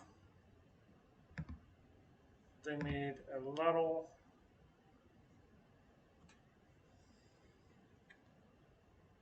I don't think emails. I don't know if emails are included in this, but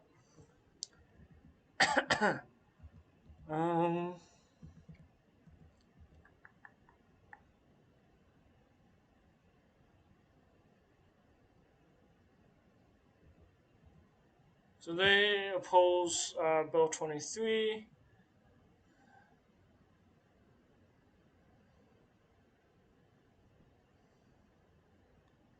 and they encourage the government to seek a more sensible and sustainable approach to long-term planning. Uh,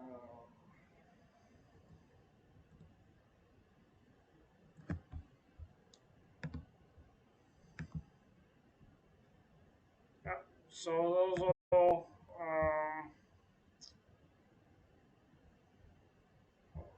yes. So those are some of the things that happened. Some of the comments. It's clear that um, there hasn't been consultation, um, and I think in this case, like they ended consultation too early. Um,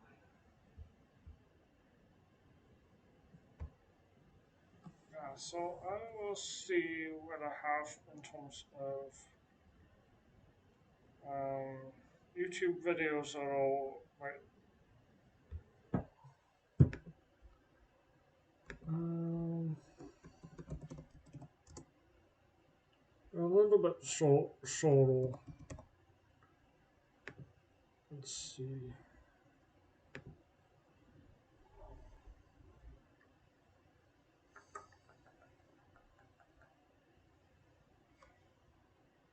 Well, I guess is there anything that um is there any like environmental story that you're looking forward to in the new year, or a social justice issue that you want to um, learn more about?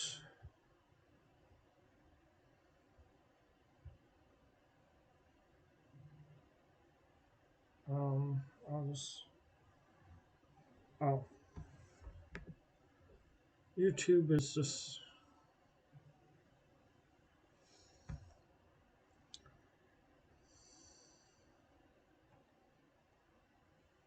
let's see YouTube.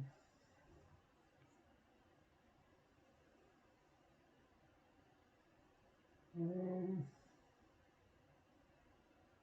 let's see if I have like a 15-minute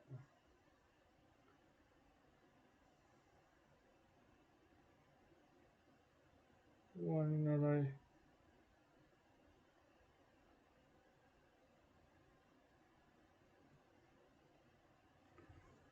Oh yeah, this one I made one.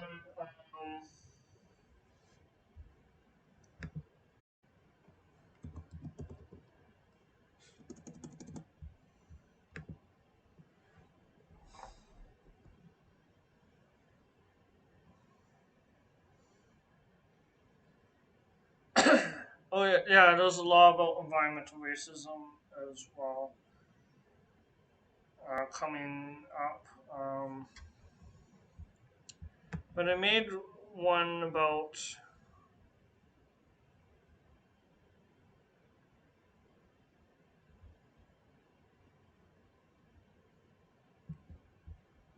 So this one about homelessness. Um, so I can play that. Um, oh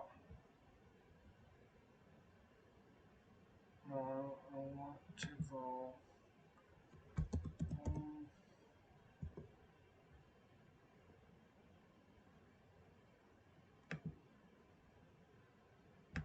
oh, I wanted to play it, not edit it.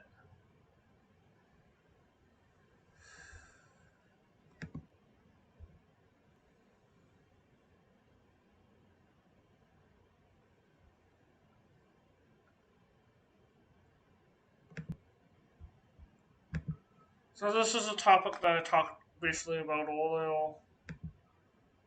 Oh. Hello.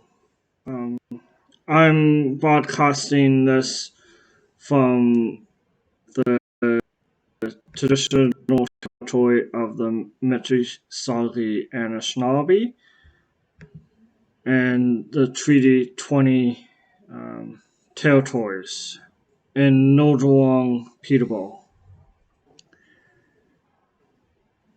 Those it happened again. An encampment was dismantled and unhoused individuals all being displaced in the city of Peterborough.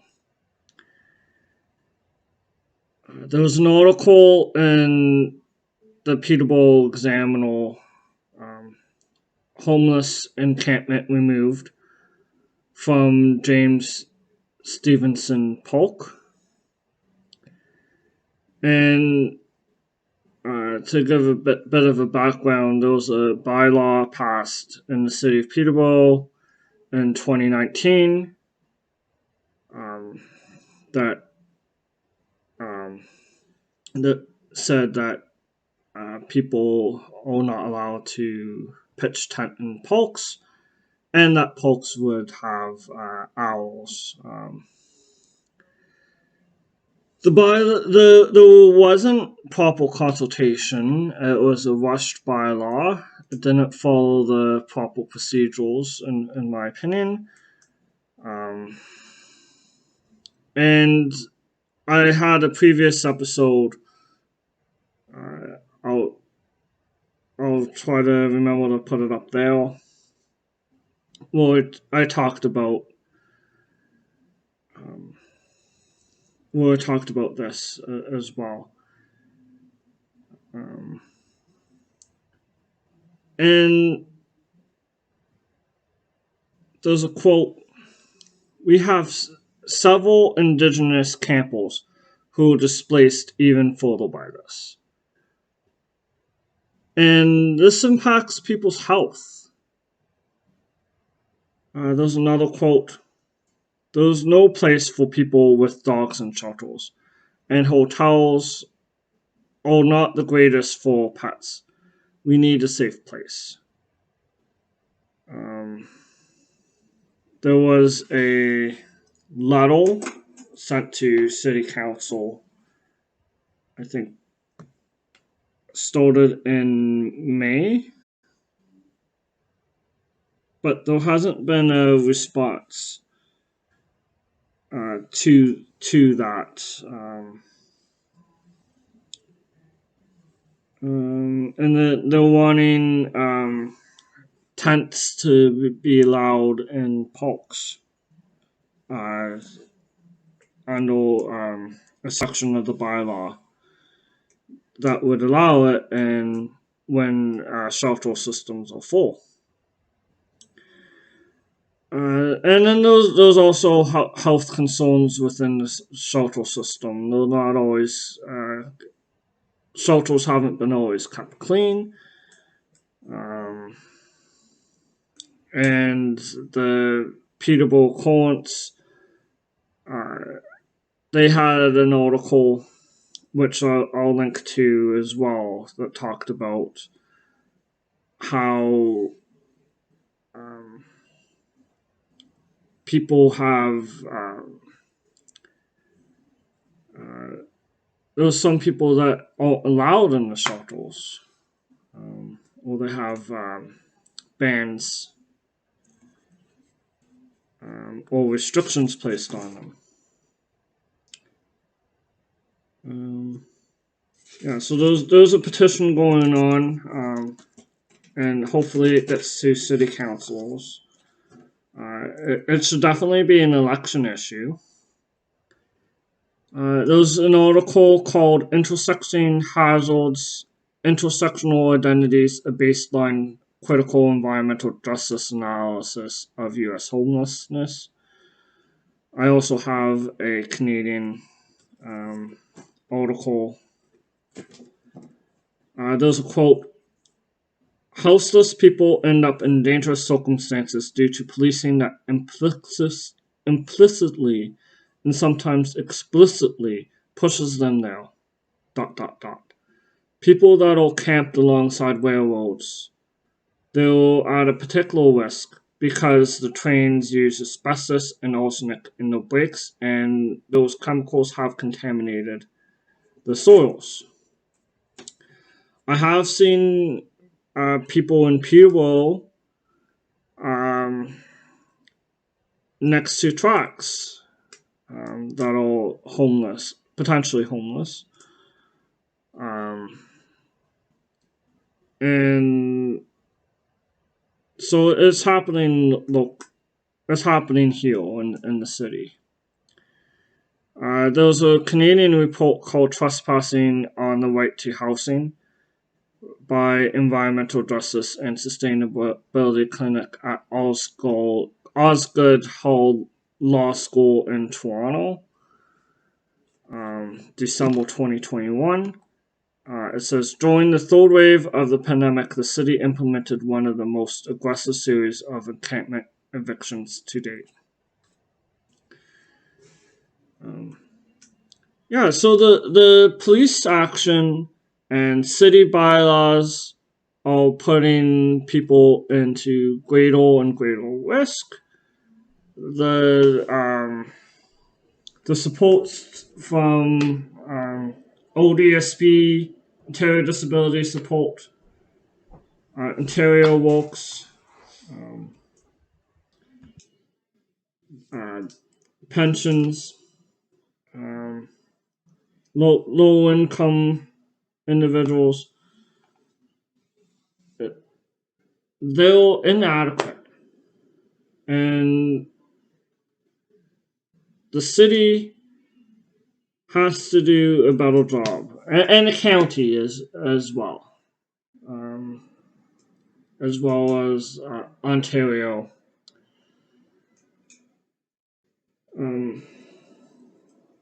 And we can't hide. We shouldn't hide, and we can't hide homeless individuals. These are people, and for too long, we've been disrespecting them, putting their health at risk, and it's saddening that the consultation that has occurred happened after a bylaw was passed, and it was rushed. So I am hoping that this is an election issue and that you're paying attention to this. And I know that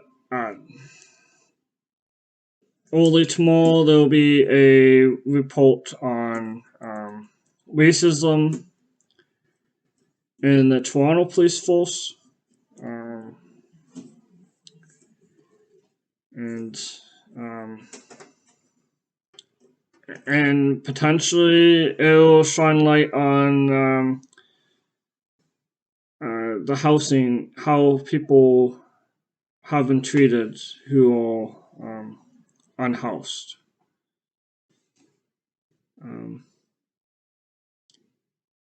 Thank you for your time, and tomorrow is the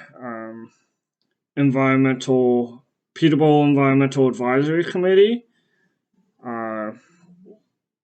If you're interested, you have to register before 11 a.m. by contacting the city clerk office. And that's on June 15th.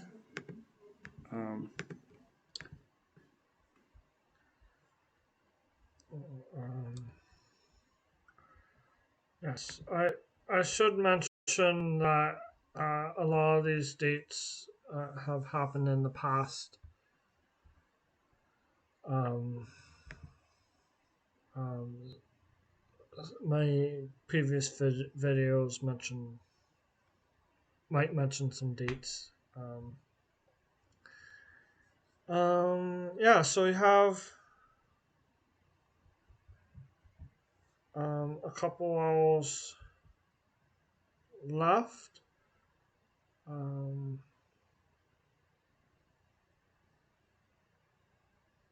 So I'm just going to go on break for about a minute, a couple minutes, and then come up with different topics.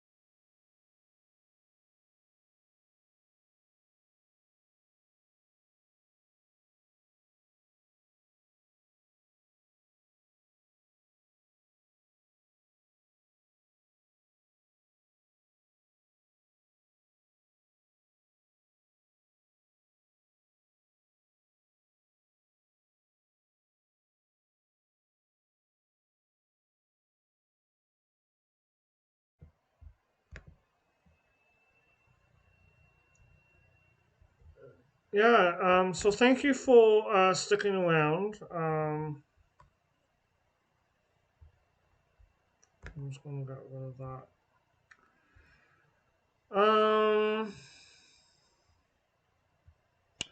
Oh, I could go into environmental defense.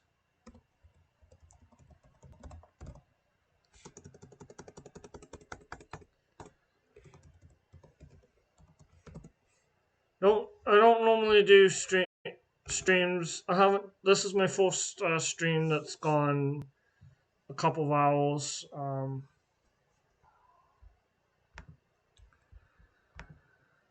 I should probably play a game. play like some games when it's like going this long. Um, but I'm learning.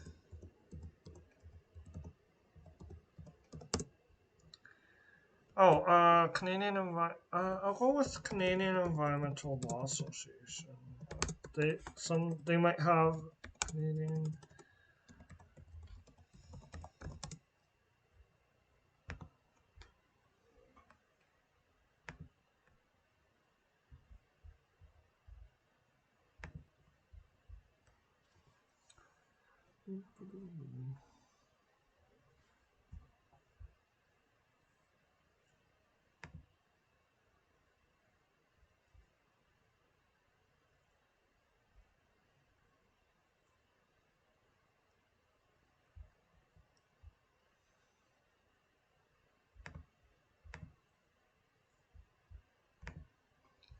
Oh, yes.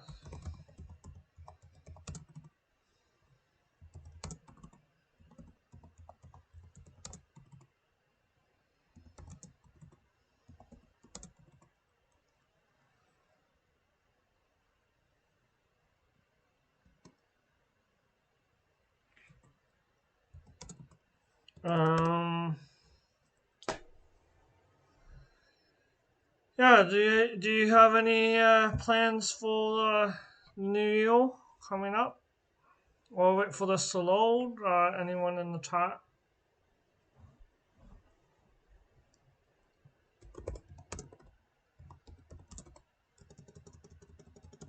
Any New Year's environmental New Year's resolutions? Social justice? Oh, maybe this is. No.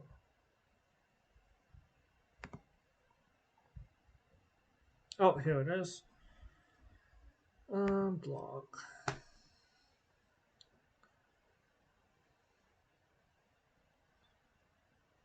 Blog.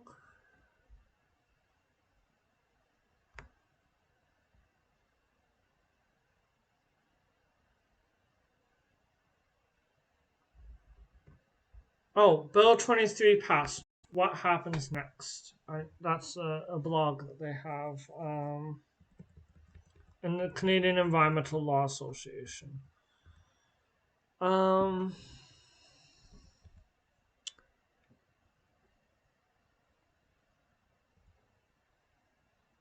so this is posted by the executive director of the Canadian Law Association. Um,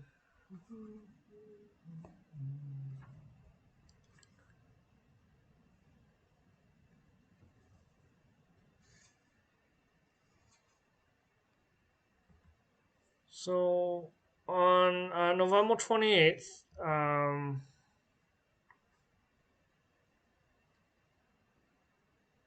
there was numerous notices for public comment were posted on the Environmental Registry and the Ontario Regulatory Registry on the same day. And additional postings were related to the Greenbelt and Oak Ridges Marine. The proposed changes are extensive and alarming.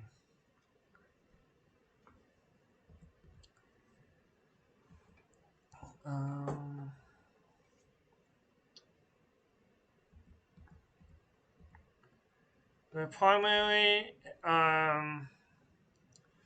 areas of concern for CELA were the need for climate-safe communities, the need to preserve the essential roles of conservation authorities in upper-tier municipalities in protecting water and natural heritage, the need for robust community engagement, the need for affordable, equitable, quality housing project.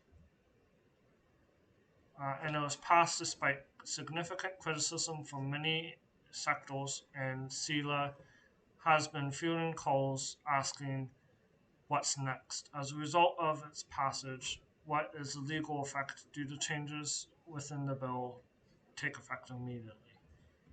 And the answer from this article is some of it will be delayed. and then they're preparing a landing page totes.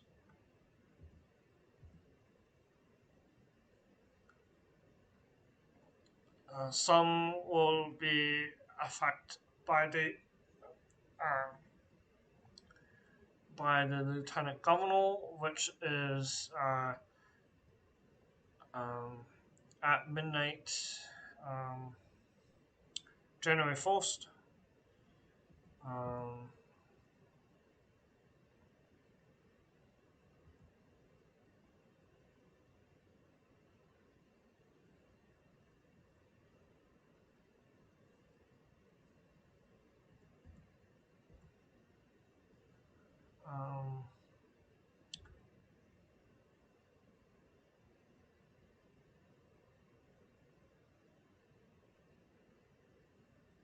um, yeah, so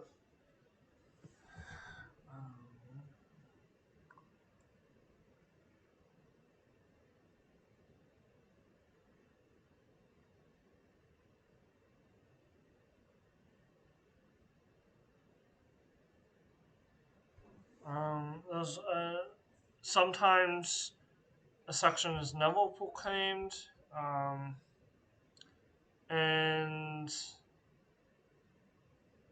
sometimes there will be a gazette notice that statutes or sections have no force.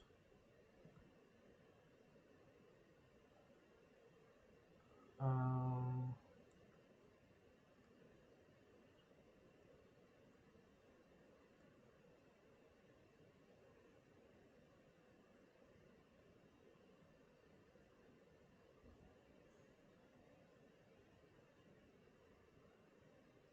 um,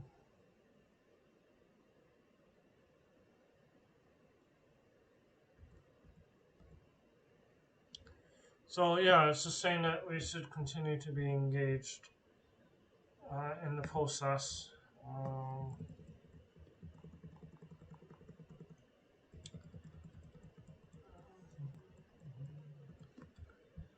so MZOs, they have been hot button. They have been a major topic in this last year.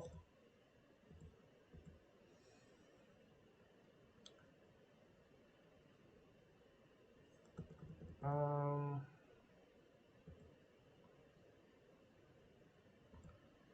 so, municipal zoning orders are contrary to access to environmental justice.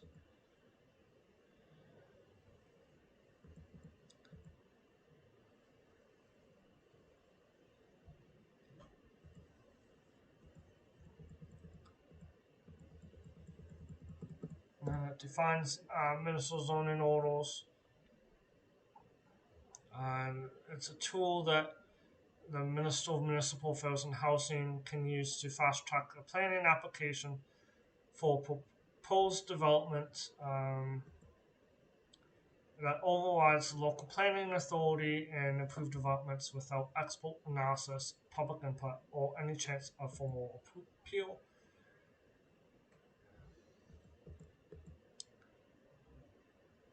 And then they don't need to use to give notice or hold a hearing before issuing an order. However, once the decision is made, the minister must give notice within 30 days of a decision in the manner the minister deems appropriate. MZOs are enacted as regulations under the Planning Act, and therefore notices are typically published in the Ontario Gazette. Notice of the decision must also be submitted to the office of the clerk of the municipality in which lands have been situated. These are questions as to reach and accessibility, other ways to inform the public.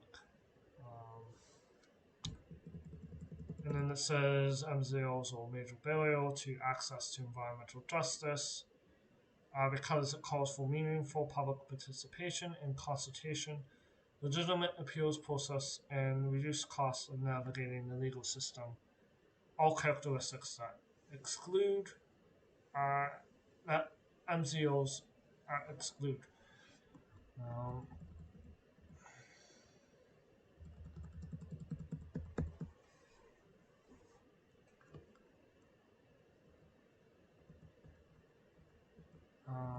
Any post. Okay, so those are requests to the ministers. This is interesting.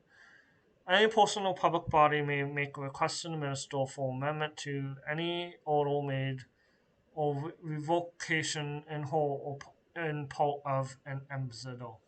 Requests can be done by submitting an appropriate application for amendment to the minister's zoning order. The minister may then refer a request to the Ontario Land Tribunal for hearing. And it's going to the same minister who issued an ambassador, and they're not aware of this power being used successfully. And it's expensive for everyday citizens to make a request to the minister. The fees are as follows: Northern Ontario $2,191, Southern Ontario $8,544. Oh my gosh, that's amendments. So you have to spend thousands of dollars to amend, to request.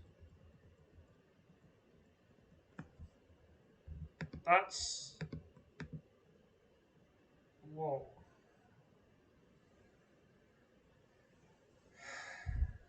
So I'm just looking at this form.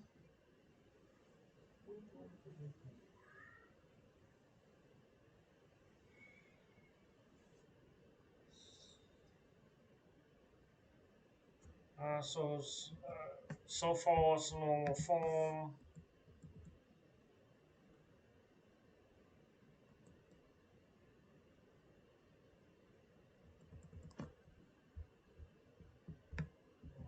So it's like 12 pages.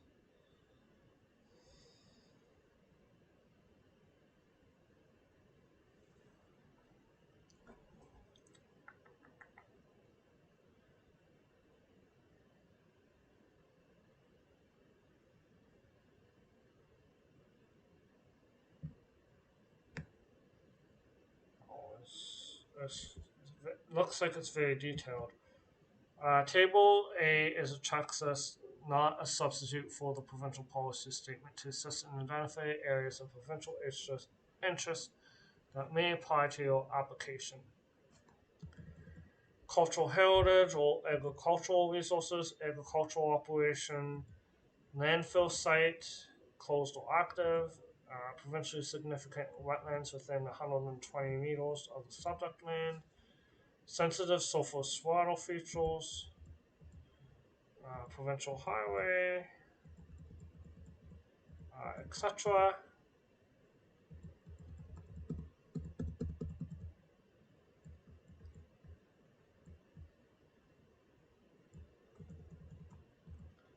Access.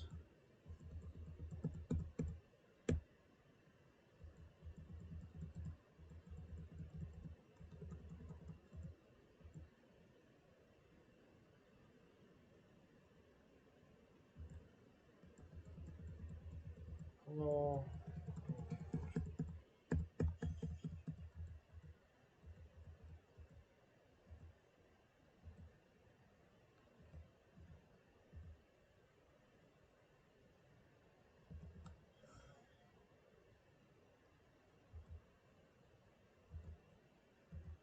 Oh, you even have to provide a sketch of the land. The application shall be accompanied by a sketch showing in metric units the following: the boundaries and dimensions of the subject land, the location, size, and type of all existing proposed buildings and structures in the subject land, including the setback from the front lot line, rear lot line, side lot, and opposite side lot line.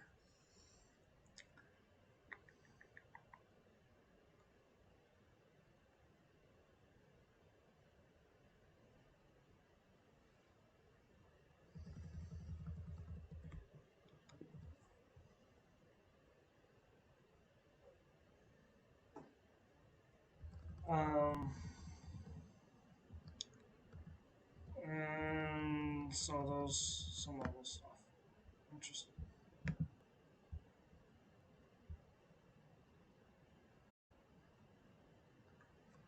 Um, yeah. there's a lot of detail that you have to do just to get into um, a revoke of the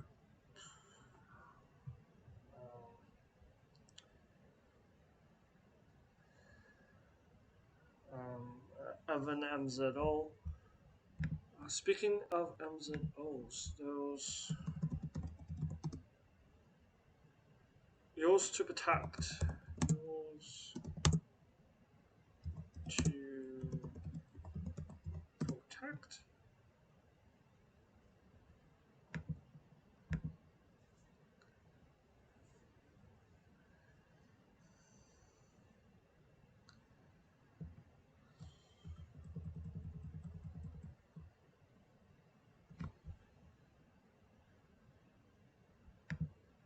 Oh, there's a hotspot map.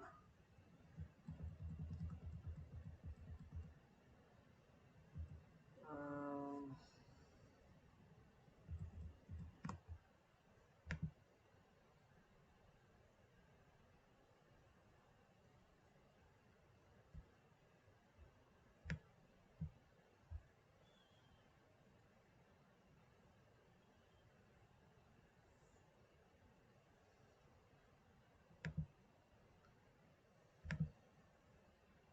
so maybe if I can zoom in.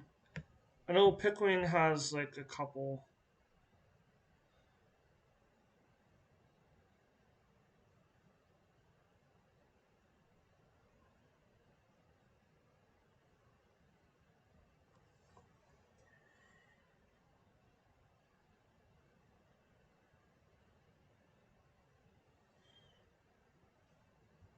Oh, and then they have. There's two maps. I'm looking at them. This was so Use to Protect is a website that will look at municipal zoning orders. You can look at what's happening in your area or across Ontario. Um, it's a way to quickly mobilize where action is needed.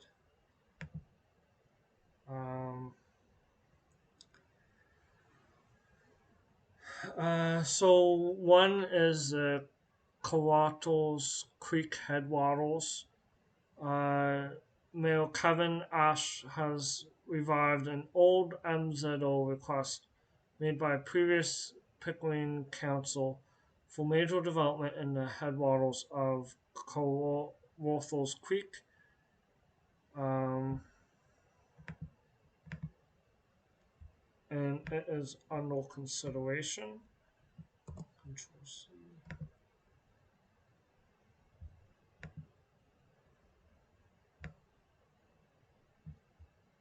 Um,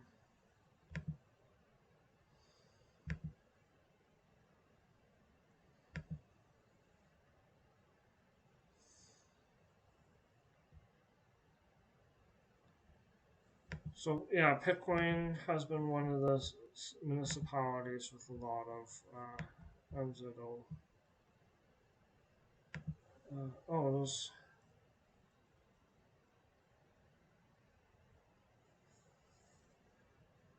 Kingston Home for Veterans. There's one.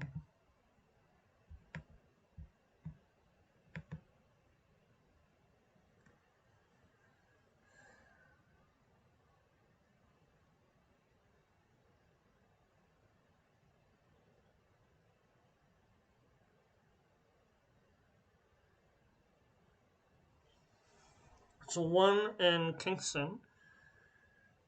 Kingston City Council is examining a proposal for contaminated property along the waterfront of Kingston's inner property, which borders a provincially significant wetland. The proposed project will remove 1,800 trees and fill in a portion of the wetland.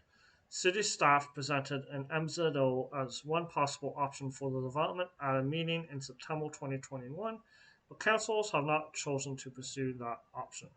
it's under consideration. Um, so that is Kingston. I wonder if I can find that. Kingston and Harbour.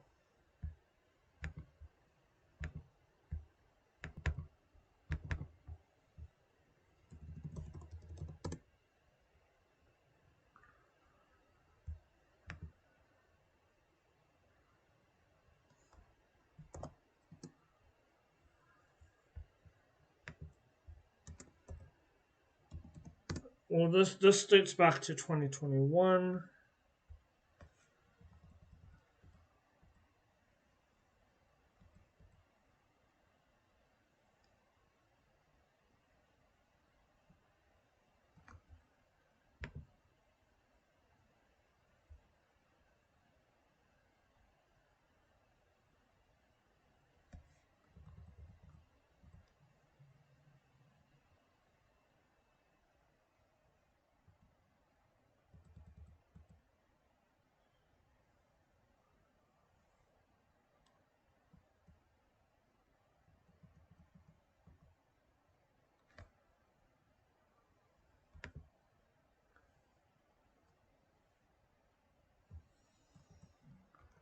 The planning committee rejects Davis Tannery proposal.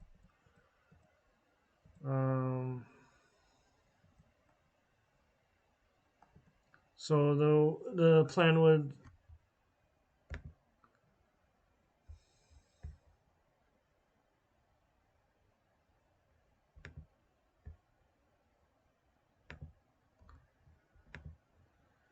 um, it would have rezoned lands in order to allow residential and commercial development, and it was a 4-2 vote. Um,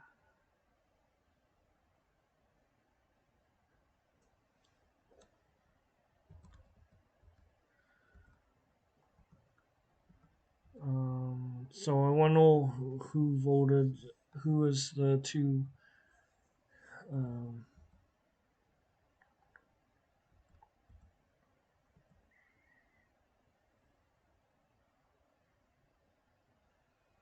the site is significantly contaminated. Um,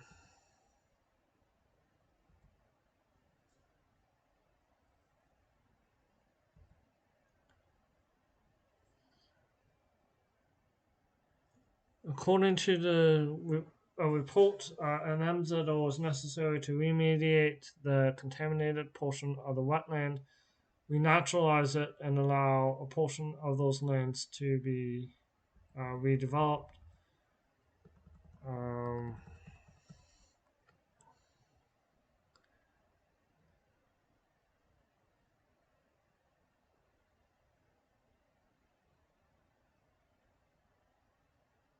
they're currently prohibiting cleanup and redevelopment of industrial sites within provincially designated wetlands. Uh, the provincial policy statement.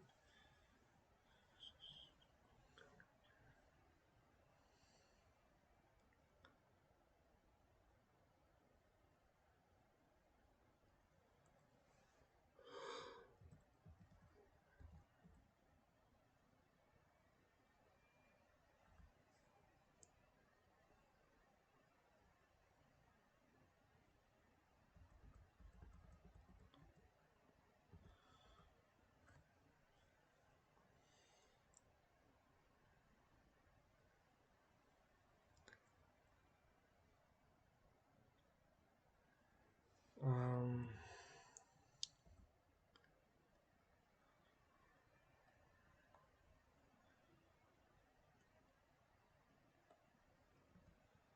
Those delegates that spoke in favor as well as opposed.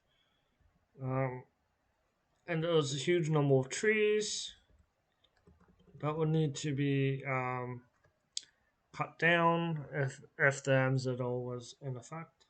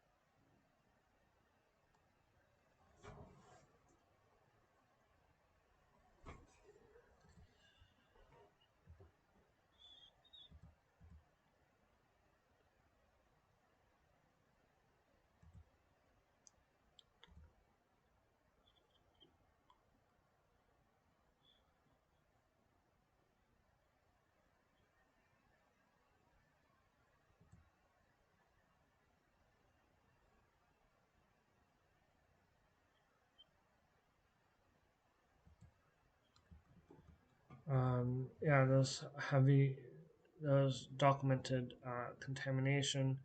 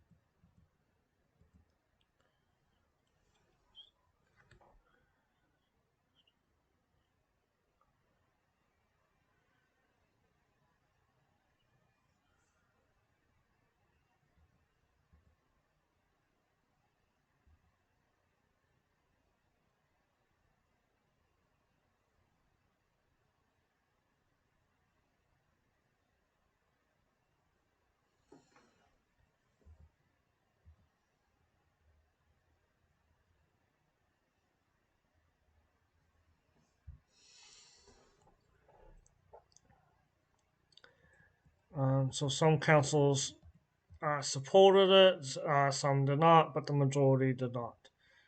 Um, um,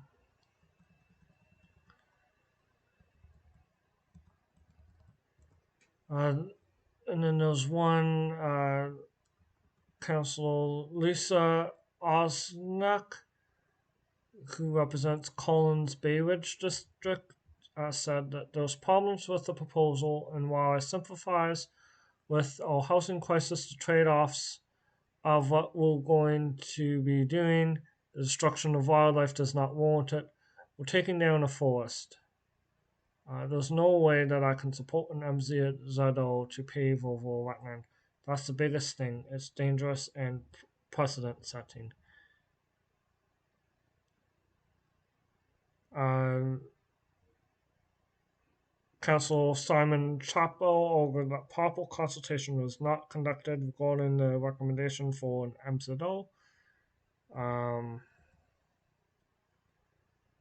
and then there was significant problems of having the MZO apply to provincially significant wetland.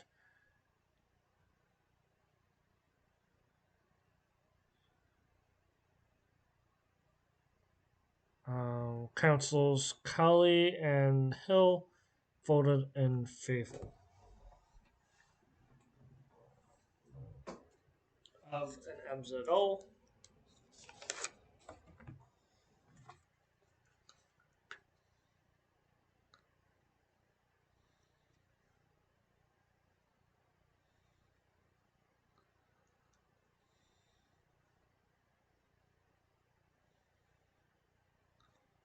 MZO. The committee. Okay. Oh, and then I'll read some of the. Um, Council Hill said, I'm disappointed to some degree at the level of discourse. Experts are not experts only when they agree with your point of view. And we've heard from a lot of experts, both on our staff and from the proponent. And I did hear some pretty disparaging comments that maybe expertise wasn't in play.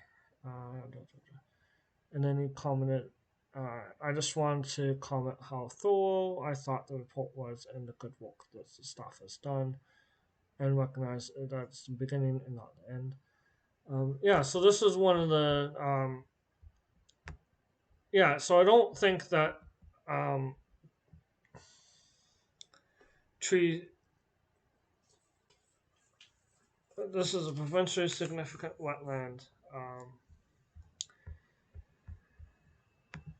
Um, it should be protected. Um, for sure. Um,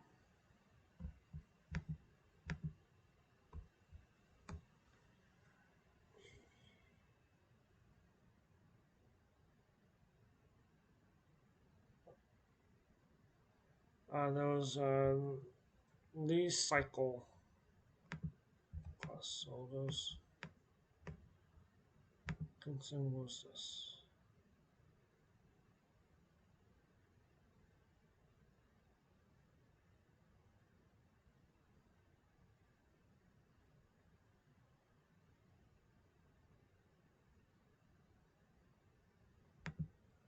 Um,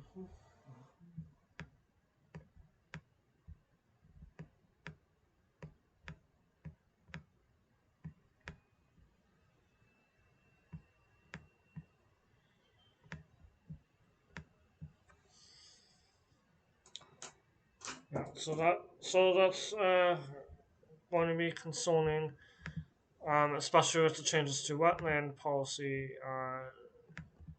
People might not even need to go through an MZO request. Even it might be um, even easier to destroy wetlands, even though we lost 70% of wetlands.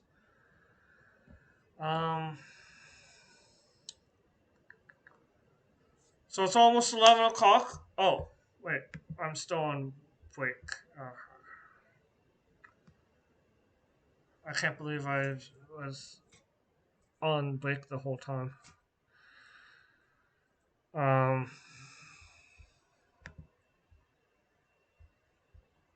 hopefully you could hear what I was saying. I had my mic on.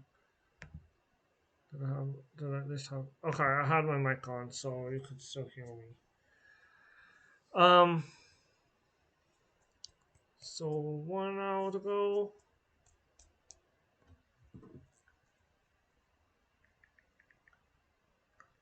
Yeah, it's officially 1 hour to go. Um, we're at the home stretch.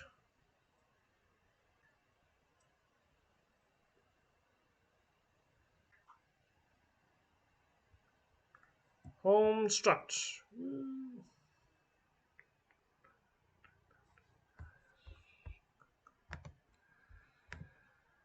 Let's see. I can go into globe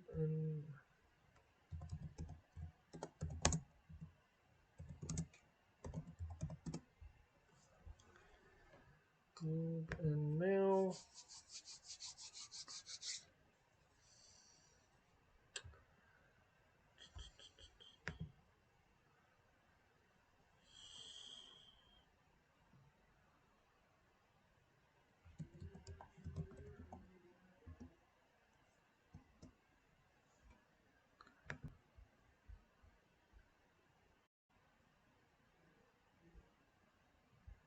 Oh, that's just my dad. So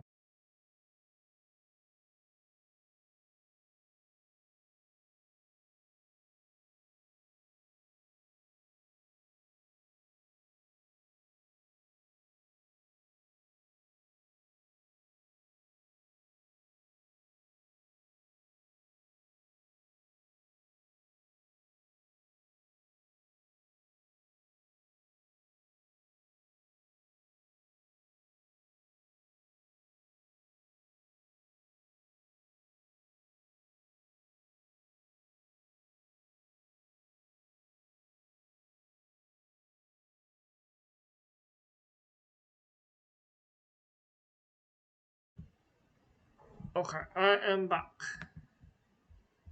Let's see, wetlands. So there's some.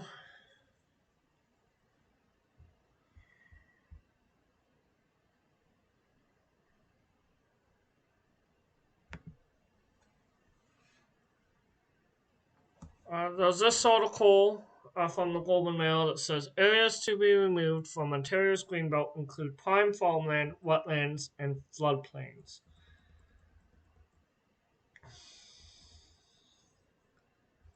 Ontario's greenbelt.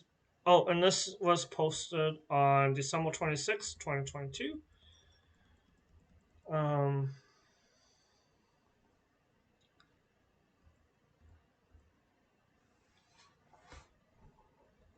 Uh,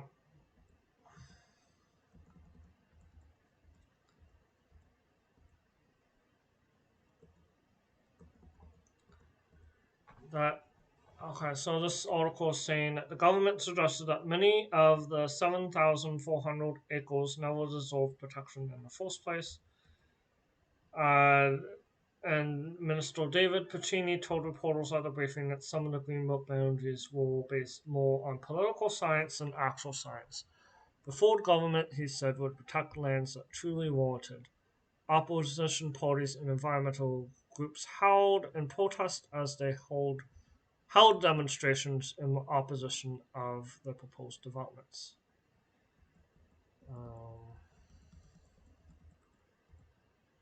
Um, Globe and Mail created digital boundaries of the lands in questions using the Geographical Information System. Uh,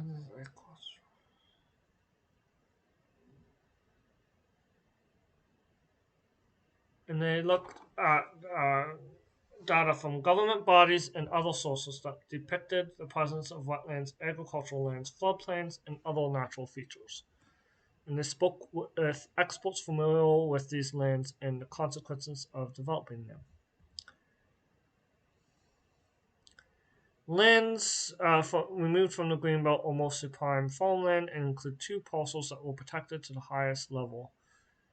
The parcels include wetlands that were deemed to be provincially significant. So, provincially significant wetlands are at risk with this development. Uh, Portions of several other properties are within regulated floodplains. Most of the parcels are within lands that are part of the natural heritage system. Internet networks of land intended to preserve or restore biodiversity in the long run. Wildlife corridors will also be narrowed. And then the article says the environmental consequences of developing these lands depend to a large degree on the manner in which they are developed, but by removing greenbelt protections from these isolated patches of land, critics warn the government has assured an acceleration of degradation of important types of land that has already been in decline for generations. The previous um,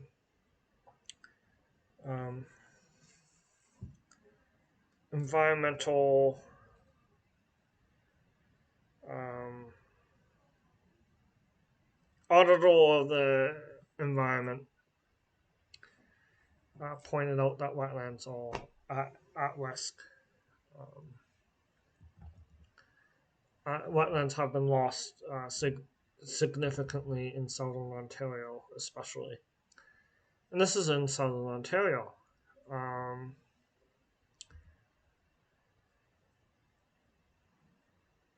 um,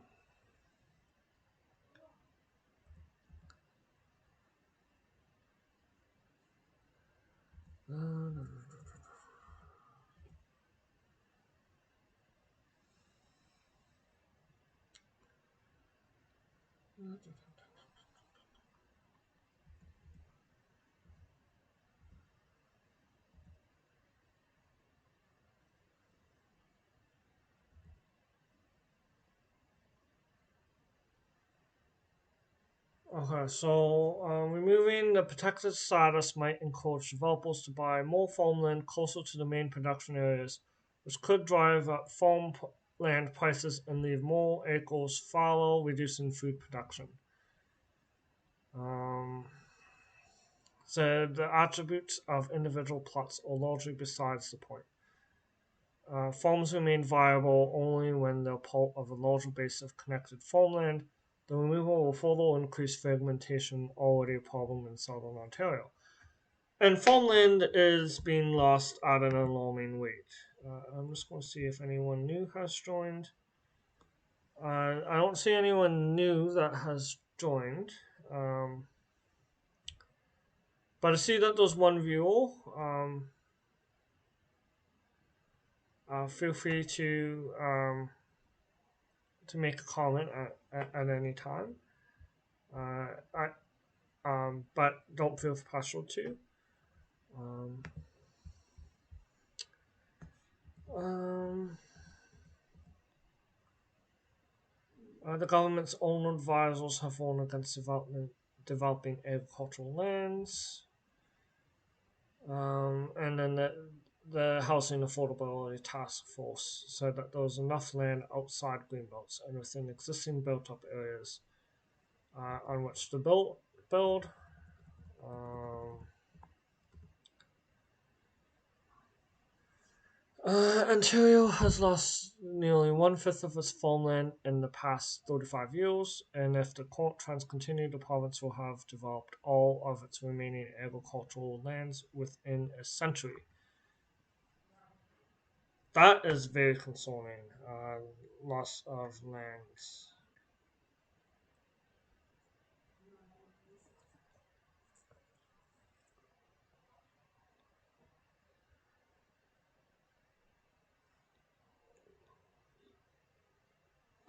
Hmm. So that's concerning. And then, yeah, as I said, as with farmlands, wetlands, this article is saying all an accelerating decline. On November 30th, a report by the Auditor General said that the most recent data from 2011 to 2015 showed that Ontario lost more than 1,800 hectares of wetlands annually, a rate three times higher than the rate between 2000 and 2011. Um, so that's not even getting into when the Conservatives were in power. And they're causing even more wetlands to be lost. Um, Wetland as small as 2 hectares can retain water runoff from an area 70 times its size, significantly reducing flood damage.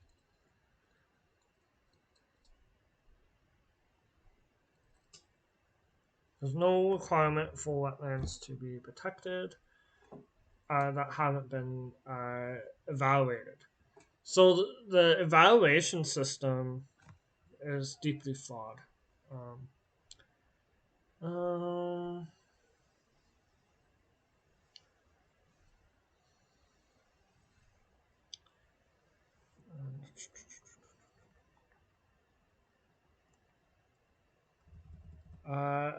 Lisa Stokel, a spokesperson for the Grand River Conservation Authority, said the lands to be removed from the Greenbelt close to Hamilton feature a number of wetlands, watercourses, and ponds.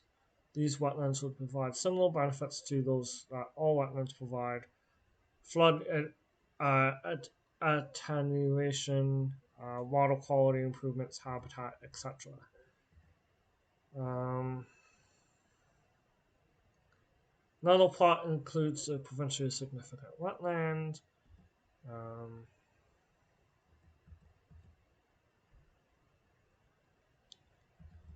so yeah, they definitely did not look at the science. I don't think that the government looked at the science of removing the areas from the green belt, and it was a political decision. Um, Most of the parcels to be removed from the green belt areas all, located in areas designated by the province's natural heritage systems. These are interconnected strands of natural heritage features um, that are at least 500 meters wide.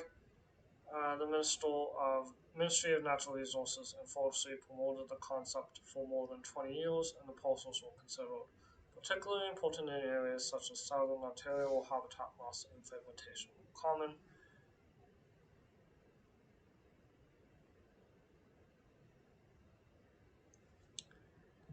And then there was a fair swap, question mark. To compensate for the development of the 19 plots, the government added a larger piece of land to the Greenbelt in the Periscope Moraine.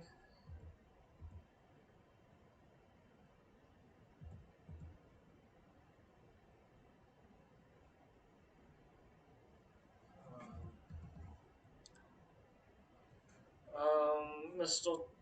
Thomason of the Vice Chair of the Greenbelt West Coalition said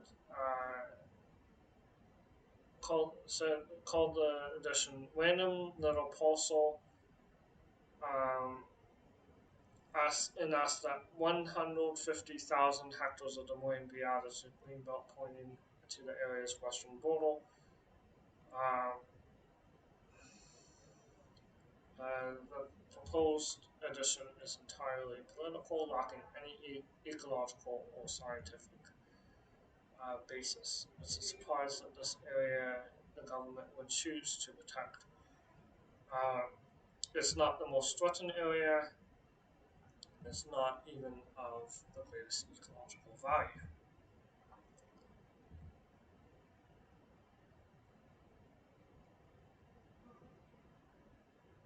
Um, yeah, so now it is um,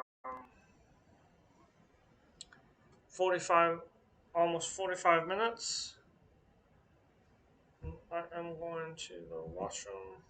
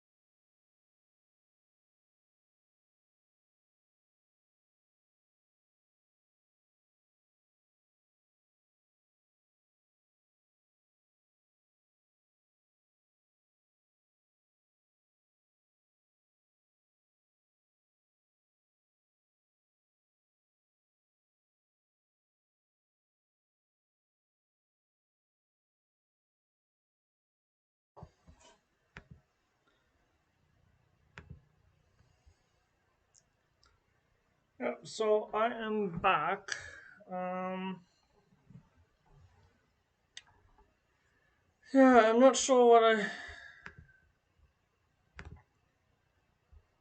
what else to talk about.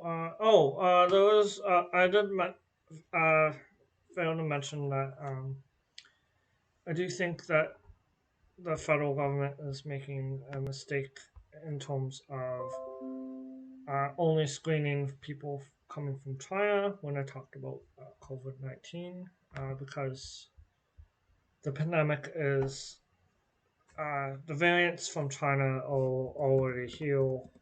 Um, um, let's see. Um, CBC. I'll check CBC. Um, I do have a game in mind.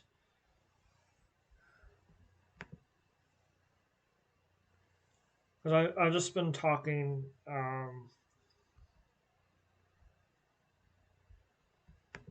for a couple of hours, so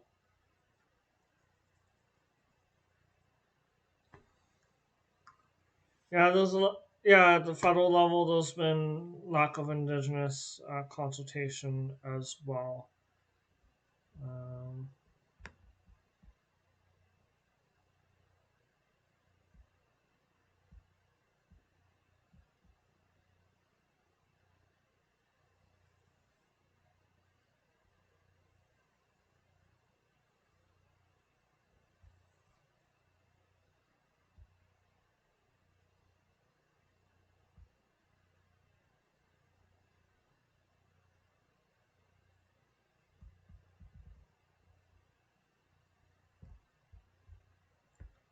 open up climate.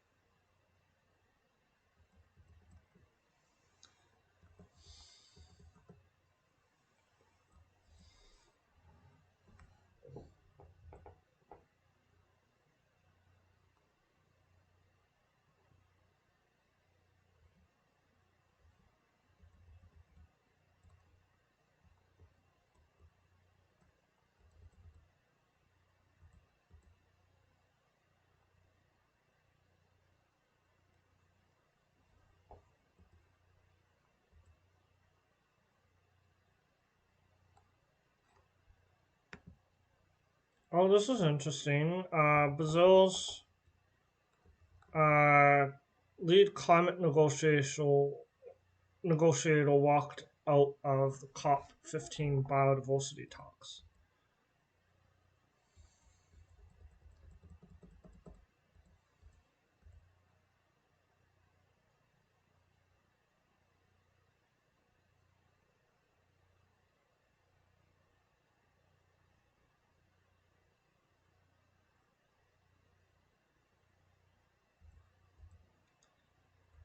There was no genuine engagement from the other side of the table on the basis of the proposal.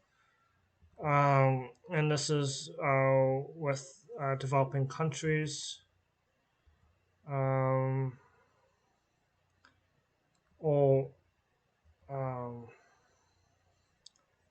and then the walkout took place on Wednesday following an impasse over how a biodiversity framework would be funded, and this happened in Montreal. And I should mention that uh, Ontario isn't looking good internationally, in my opinion.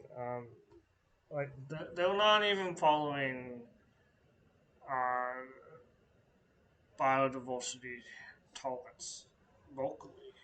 Um, and I would argue that they're violating federal agreements, provincial federal agreements. But this article is saying they did return to the table, um, but hasn't seen general engagement.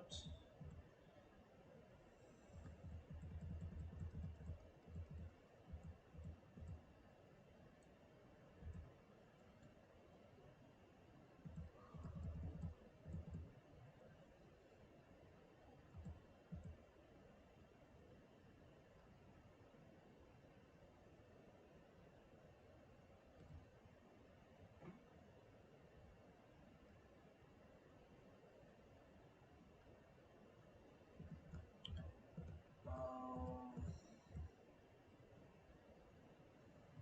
they need international support and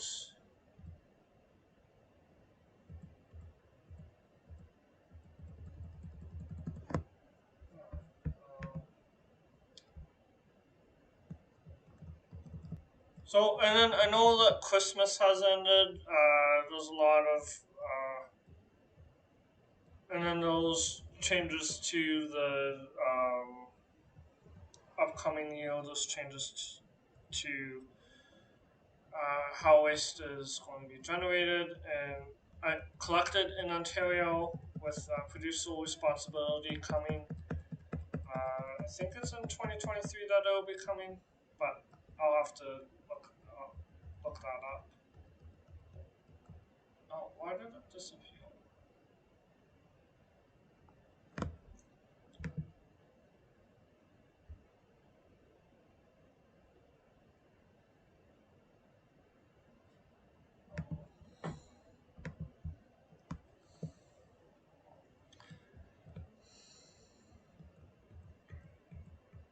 Um,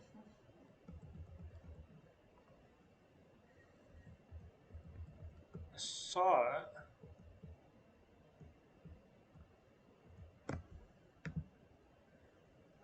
So I think this article might be like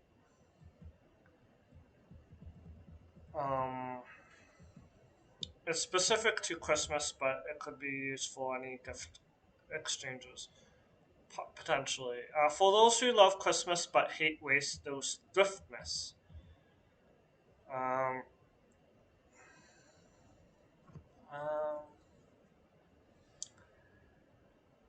so people are concerned about packaging, plastic, and waste that comes with gift giving.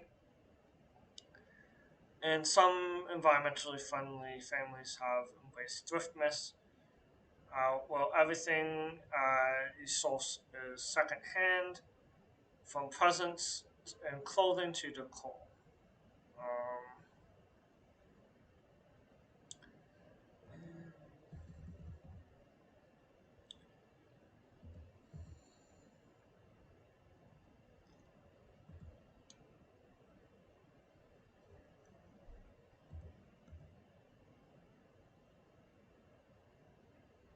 and it's a way to normalize secondhand gift giving. And then it's combating overconsumption.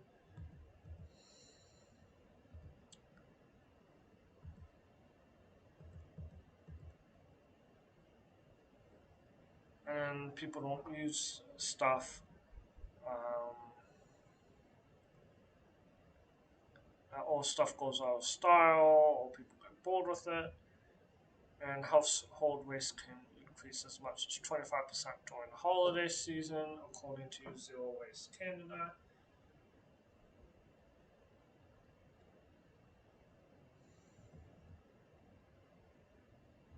Um,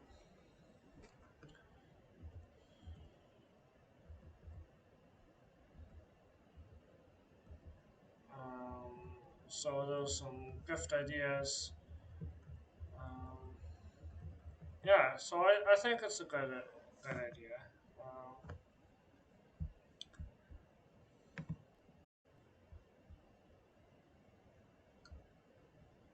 So there's one view.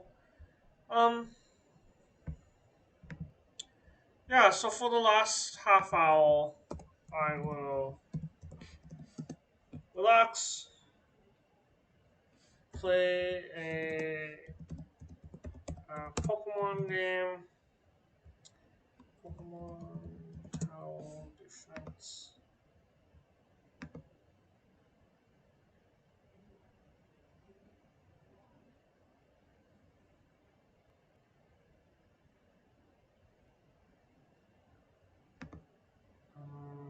Pokemon Tower Defense. I think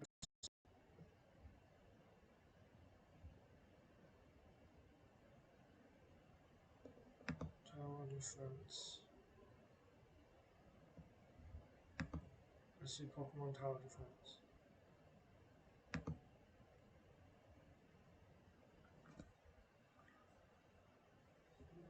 Pokemon Tower Defense.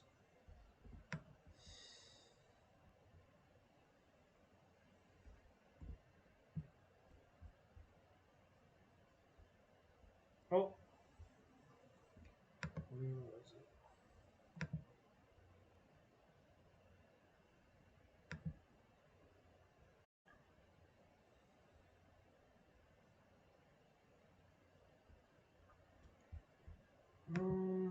Where Pokemon Tower Defense?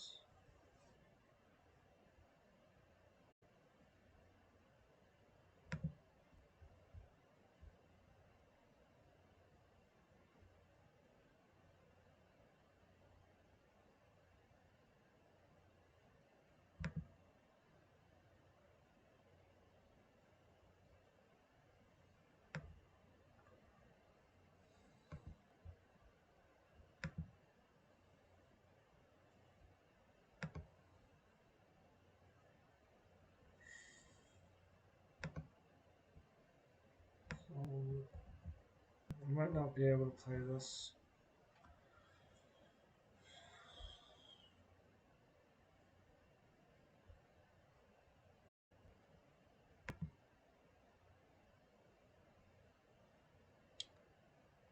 If I'm not able to play it, then I'll figure something else out.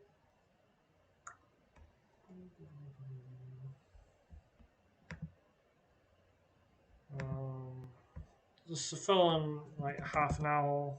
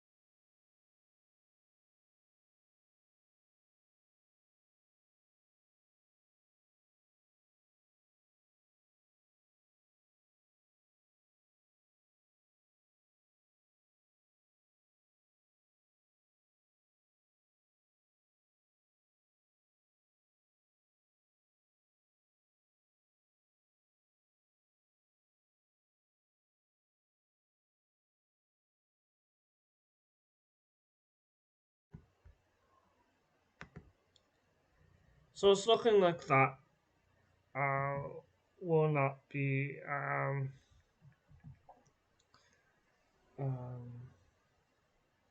won't, won't be playable. And then I have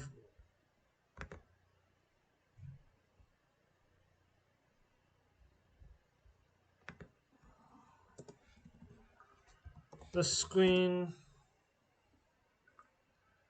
Um,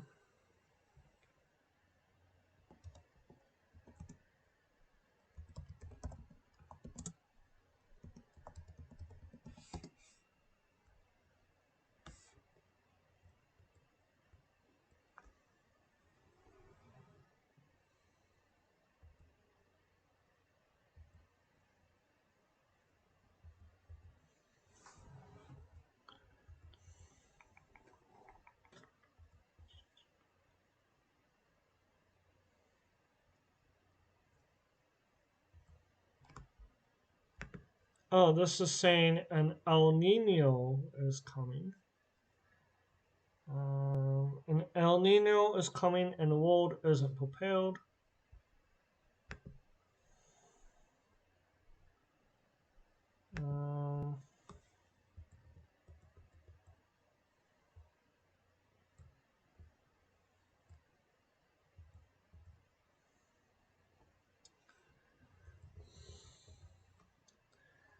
Um, NASA said that in 2022 was one of the hottest years ever recorded on Earth. Um, and El Nino was in its cool phase. During this phase called La Nina, the waters of the equinoctial Pacific are noticeably cooler than normal, which influences weather patterns around the world. Um, so La Nina is supposed to uh, reduce temperatures or um, um, yeah, I guess this year there was the extreme heat in Europe and in Ontario. A lot of people have passed away. Um, there was in England for the first time temperatures rose to 40 degrees Celsius. And if that was in a cool period, that's very concerning. Um,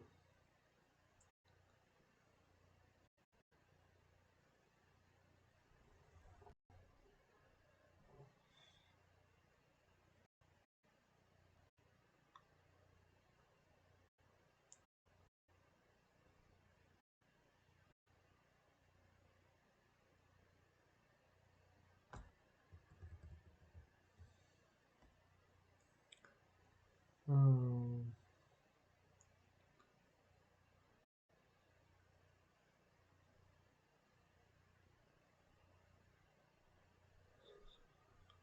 So there's an expectation that the highest temperature recorded will be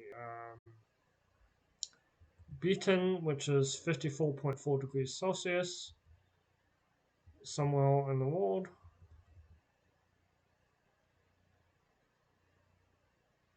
Severe drought continue. Um,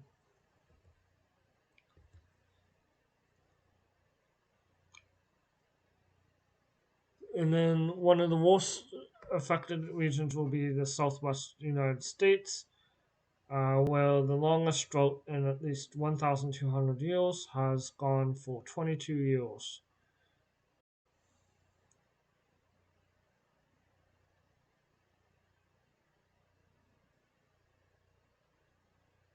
So that's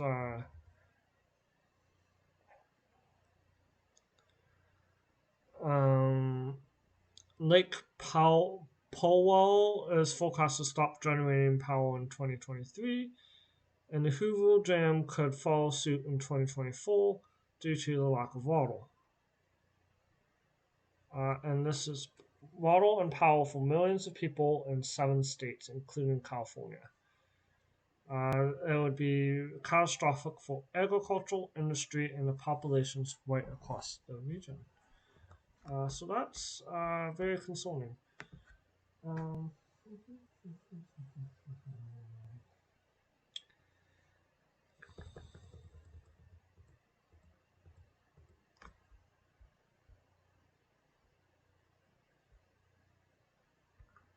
there's 5 good stories about climate change.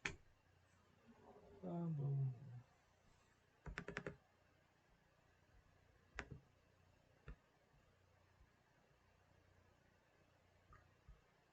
I'm getting gutsy. Hopefully, I'm still on. I'm still on. Okay. Um, 5 good news stories about climate change.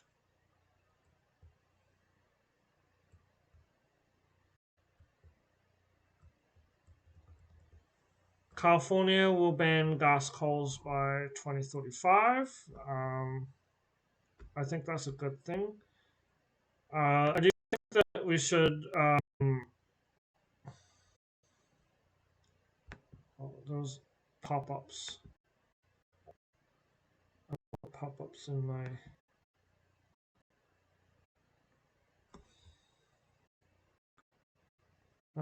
Yeah, I do think that's a good thing. I do think that we shouldn't rely on electrification to reduce for environmental improvements, and we should continue advocating for uh, more dense communities, walkable neighborhoods. Um,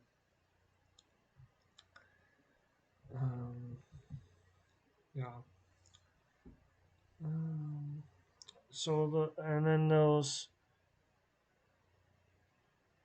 benchmarks uh, along the way. Any good plan involves like it doesn't go from um, solid straight to zero calls.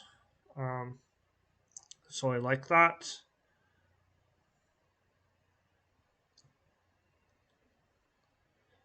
Um, and it's the largest automotive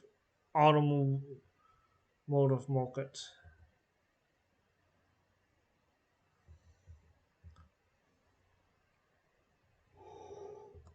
There's a record for global investment in clean energy. Um,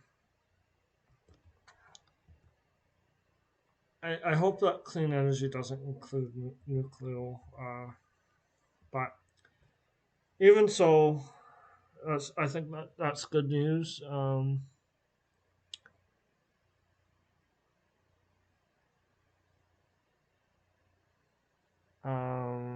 no record amounts of money into renewable energy from of Holt and Bloomberg.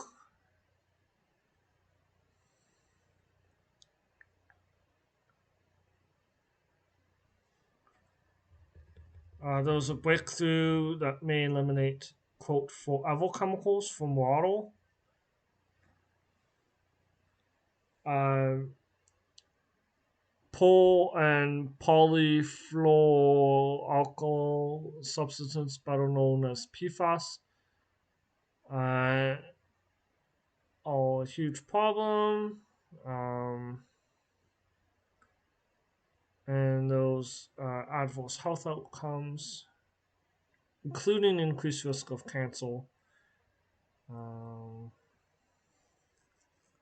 and then there's research in the journal of Science that has found that PFAS can be broken down by introducing a simple solution made of water, soap, and a common household chemical. They were able to break down the PFAS and turn them into harmless byproducts in a matter of hours and eliminate them completely over the course of a few days. The solution will need to be scaled to truly help get rid of these dangerous chemicals, but the findings present the possibility of an accessible, easy solution to this major problem. So that's good.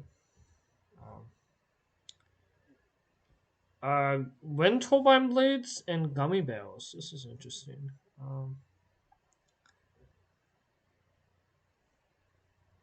Um,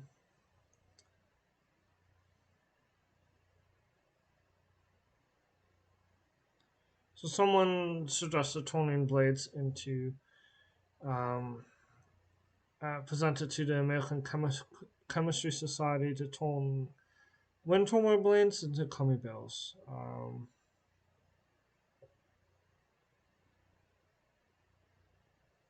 You get potassium lactate when you break turbine blades down.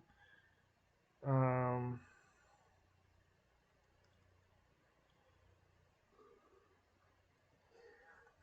you can also produce material for windows and car taillights, diapers, and more.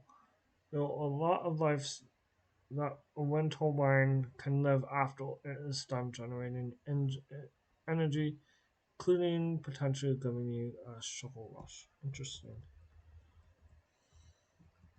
That might be on food theory one day. The US might get its first freshwater wind farm. Um,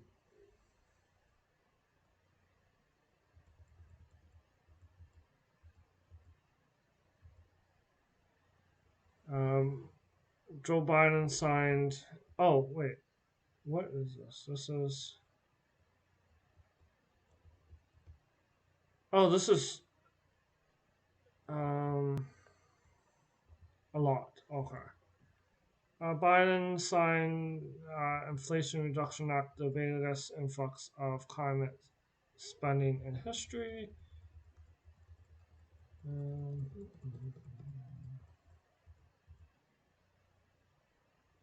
New York studied congestion pricing showed that it would significantly improve air quality.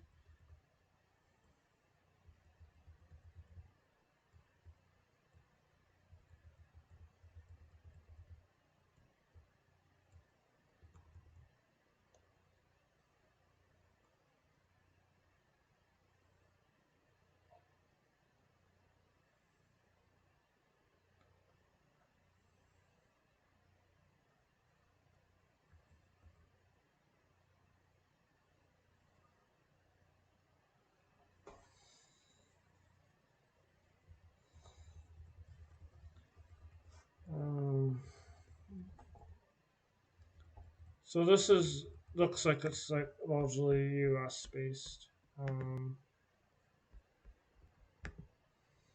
let's see.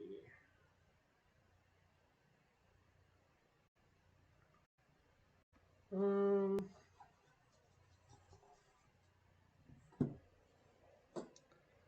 so there's 15 minutes left. Let's see what's trending on Twitter. Um,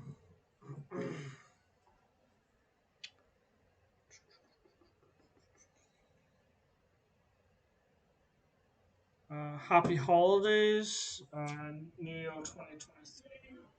Bye bye 2022. Those all, um,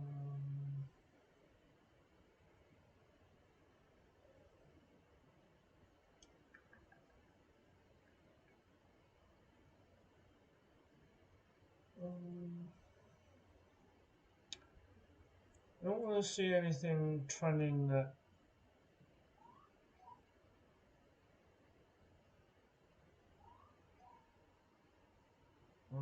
in the news that that relates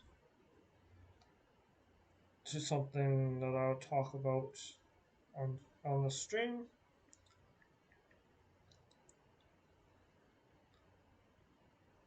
Let's see.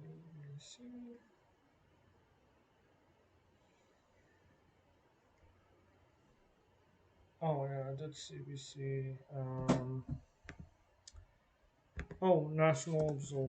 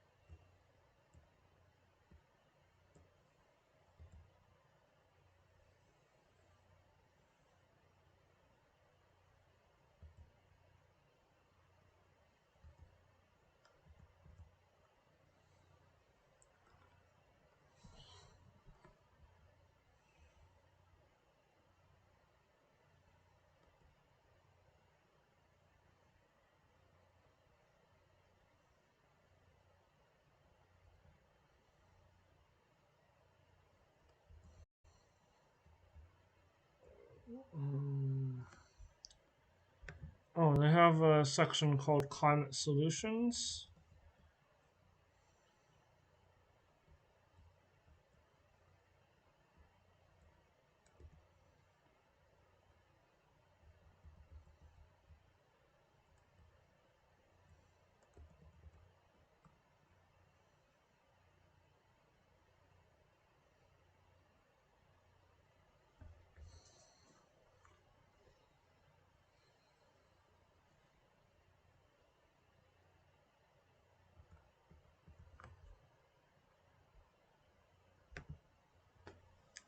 So there's an article called Slugs and Bugs Are Worth Saving Too in the National Observer.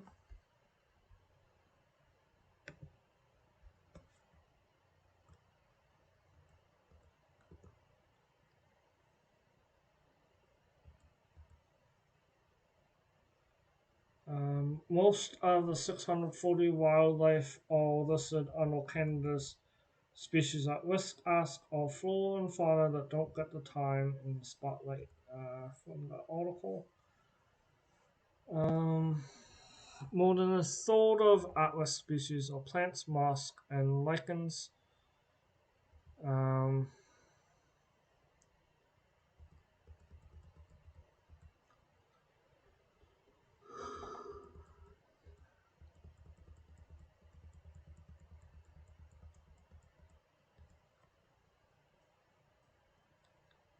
um,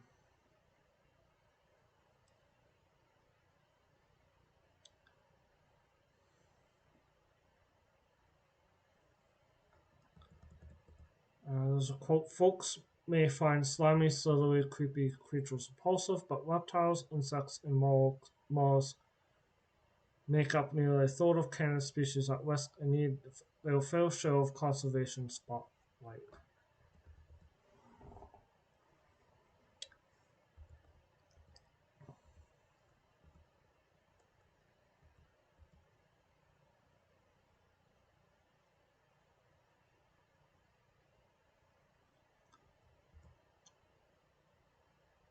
Slugs are decomposers that break down dead animals, and according to this article, leaves, vegetation, and feces, going on to spread those recycled nutrients throughout the ecosystem. The blue-grade tail dropper is especially valuable because it feeds on mycorrhizal fungi, which is from a large network in the soil that captures and transports nutrients, sharing it with plants and trees. Um, yeah, so there's an article saying that we should protect more uh, different species. There's an article: amidst the climate crisis, the case for hope is getting stronger.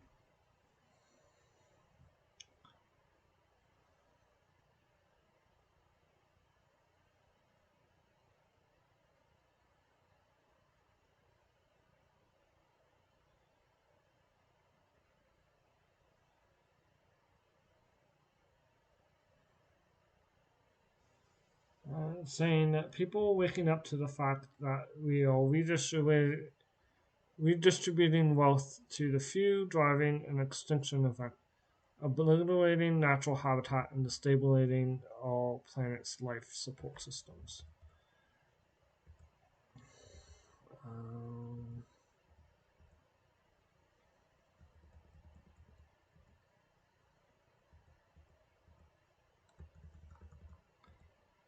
New markets are being created, including value added solutions like industrial facilities that can recycle 95% of materials in solar panels, or energy solutions that eliminate the need for fossil fuel based electric generation.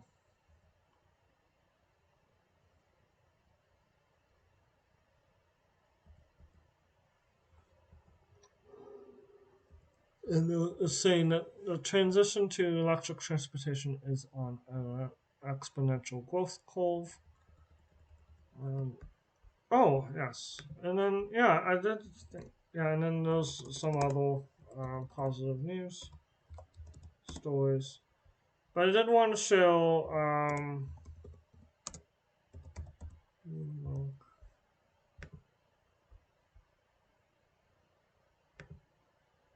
an article that Drew Monkman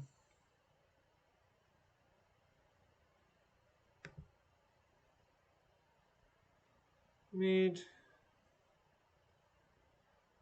Um, oh, no, that's not it.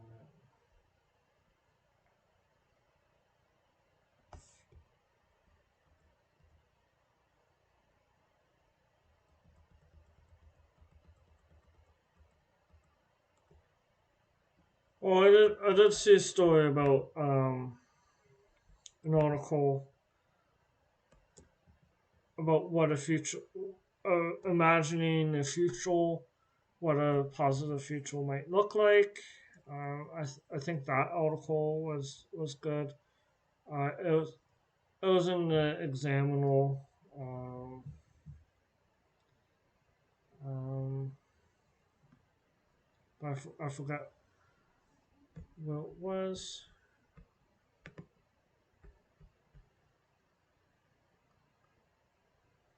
Um, so I have 5 minutes left. I can look at the environmental registry.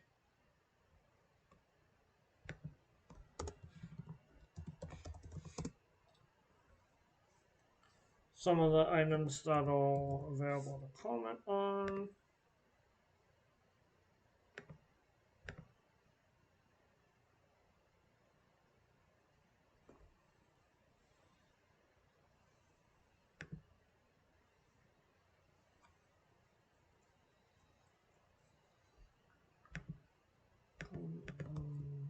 Open for comment.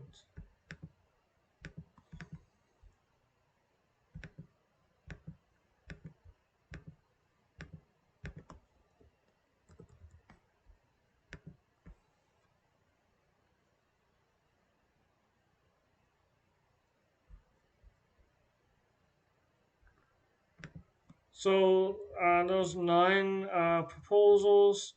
Future enhancement to the qualification program for Ontario building practitioners. This has a number of 019-6433, and you can comment on it until February 3rd. Proposed changes to tables 1 and 2 of the Nutrient Management Protocol incorporated by reference into OWIG 267-03 made under the Nutrient Management Act 2002. That has a number of 019-6404. February 2nd, 2023. Site-specific noise standard for solid steel Niagara Falls facility. That has a number of 019-6118, and you can comment on this until January 7th, 2023. Proposed life cycle analysis models and technical guidelines updates for cleaner transportation fuels regulation. This has a number of 019-5144, and you can comment on this until February 6th, 2023. Changes to the procedure for corrective action for systems not currently using chlorine document. This has a number of 019-6234. You can comment on this until January 20th, 2023. Mini Mills Industrial Standard. This has a number of 019-3986, and you can comment on this until January 13th, 2023. Proposed amendments to the Oil, Gas, and Salt Resources Act to remove the prohibition on carbon sequestration. This has a number of 019-6296, and you can comment on this until January 9th, 2023. I'm not in favor of this one because I believe it will lead to increased fossil fuel development. Proposed amendments to the Animal Health Act 2009 to enhance animal health preparedness and to make additional updates to the legislation. This has a number 019-6320. You can comment on this until January 9th, 2023. And then Lake of the Woods Draft Recreational Wally Plan. And you can comment on this until... Oh, and this has a number 019-6067. And you can comment on this until January 9th. And I believe we're almost in the new year. How much time? Is there like the New Year's countdown?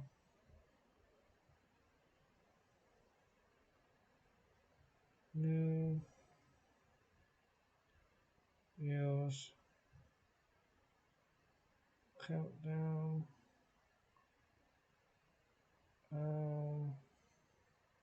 Oh yeah, we're in 2023. So happy New Year! I wish you a happy New Year, and I hope that the environmental justice, social justice improves in the new year. And thank you for watching.